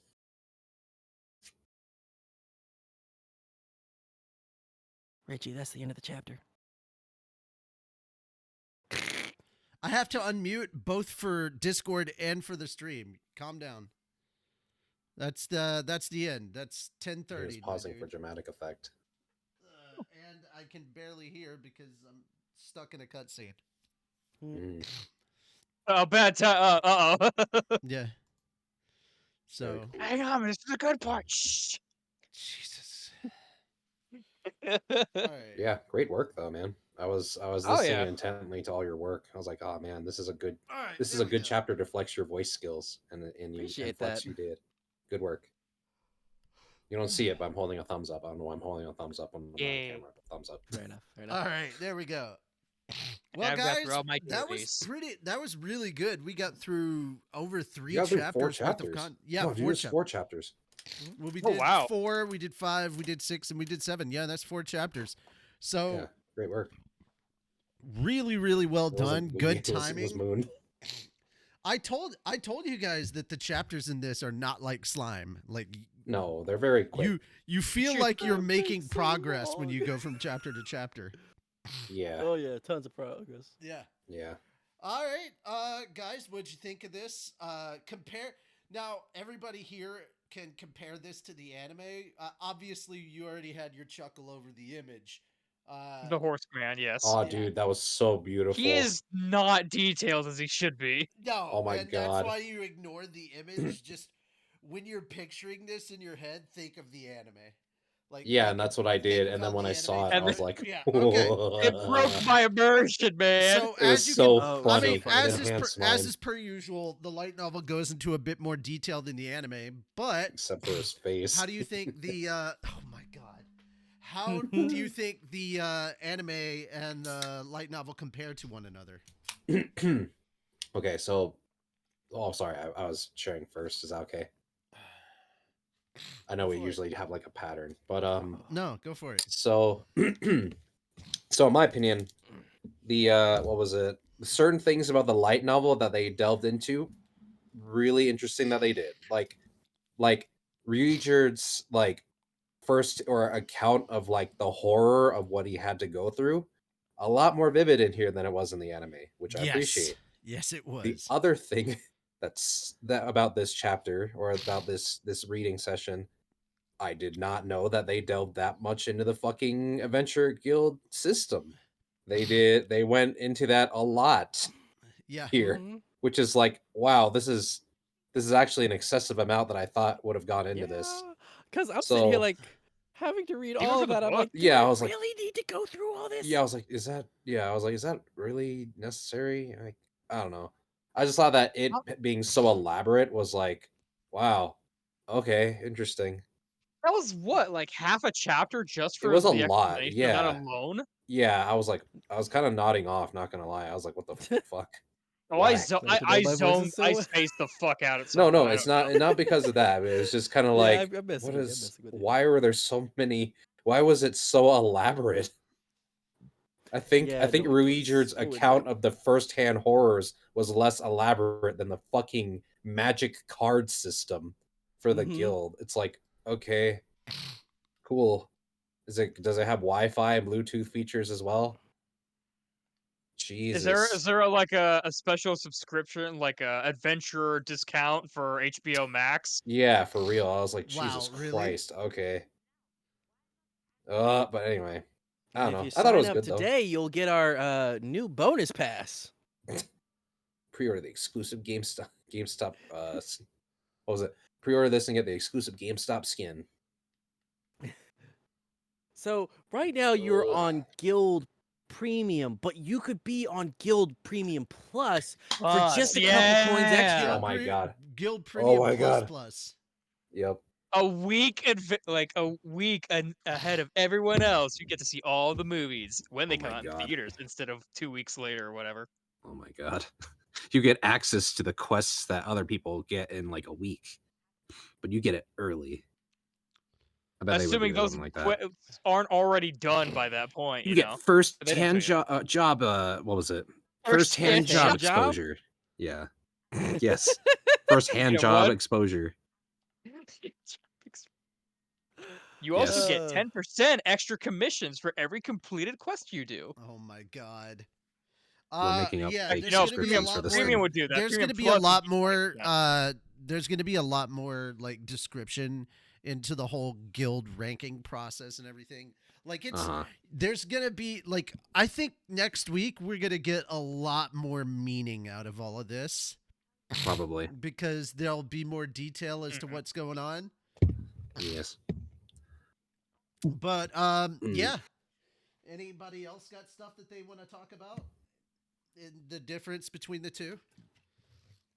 How much they kind of had to go through with the hair, because in the anime it was really quick. Yeah. Like, Yeah. how are we gonna get you inside? Looks at some moss on a rock, and it's like, Moss. whoa, dude, Blue throw that That'll on your work. hair. Done. Didn't have to do all this shit with a fucking stone And helmet. apparently Like, Yeah. Yeah, apparently that just was enough to keep his hair dyed until like it decided, I'm just gonna wash it out. Like, if it was that easy, like, couldn't have the sweat of like cleaned it out or whatever? I don't know. he's a demon. He doesn't sweat. The fuck you talking about? No, there's I going to be some more differences, especially in the city of Rikarisu. There's going to be a lot of things that you're like, yep, they did this in the anime. But there are going to be things that they changed or skipped and stuff like that. So it's always good to do these after we read kind of reviews and comparisons. I will say this, how the fan base kind of grades the different versions, different iterations of the story. The light novel is upheld as the best iteration. The anime is next, and then the manga is the worst iteration. Fair enough. Apparently. I will Which say, I is- also really enjoyed how much kind of in depth they went on not only fighting the monsters, but kind of how they tasted and how certain things functioned. Yes. Yeah. That is a more lot of that, That's interesting. a lot of appreciated. that is skipped over, which is why I say I was disappointed with how quickly they moved across the demon continent. Mm-hmm. Because will Well, say- they Yeah, were. it was They, pretty they quick are and- pacing the anime really well for what it's got going on. So, in some ways, I am okay with what it skipped, but in other ways, I'm like, there's it gonna would've be been cool if there's they put gonna it be a in. lot of stuff that they just kind of skipped that kind of shows the growth of Eris and Rudius and Regerd as they are moving across the demon continent, and like Yeah. actual stuff about like how to purchase a mount, what kind of mounts are available, what like how you take care of that mount, things like that. And Wow. how quickly they can progress across this vast space. It looked like it was just a couple of days. They did like a credits montage and some silly stuff.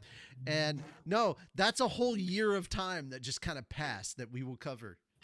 Yeah. Time is kind of hard to follow sometimes in the anime. Yeah.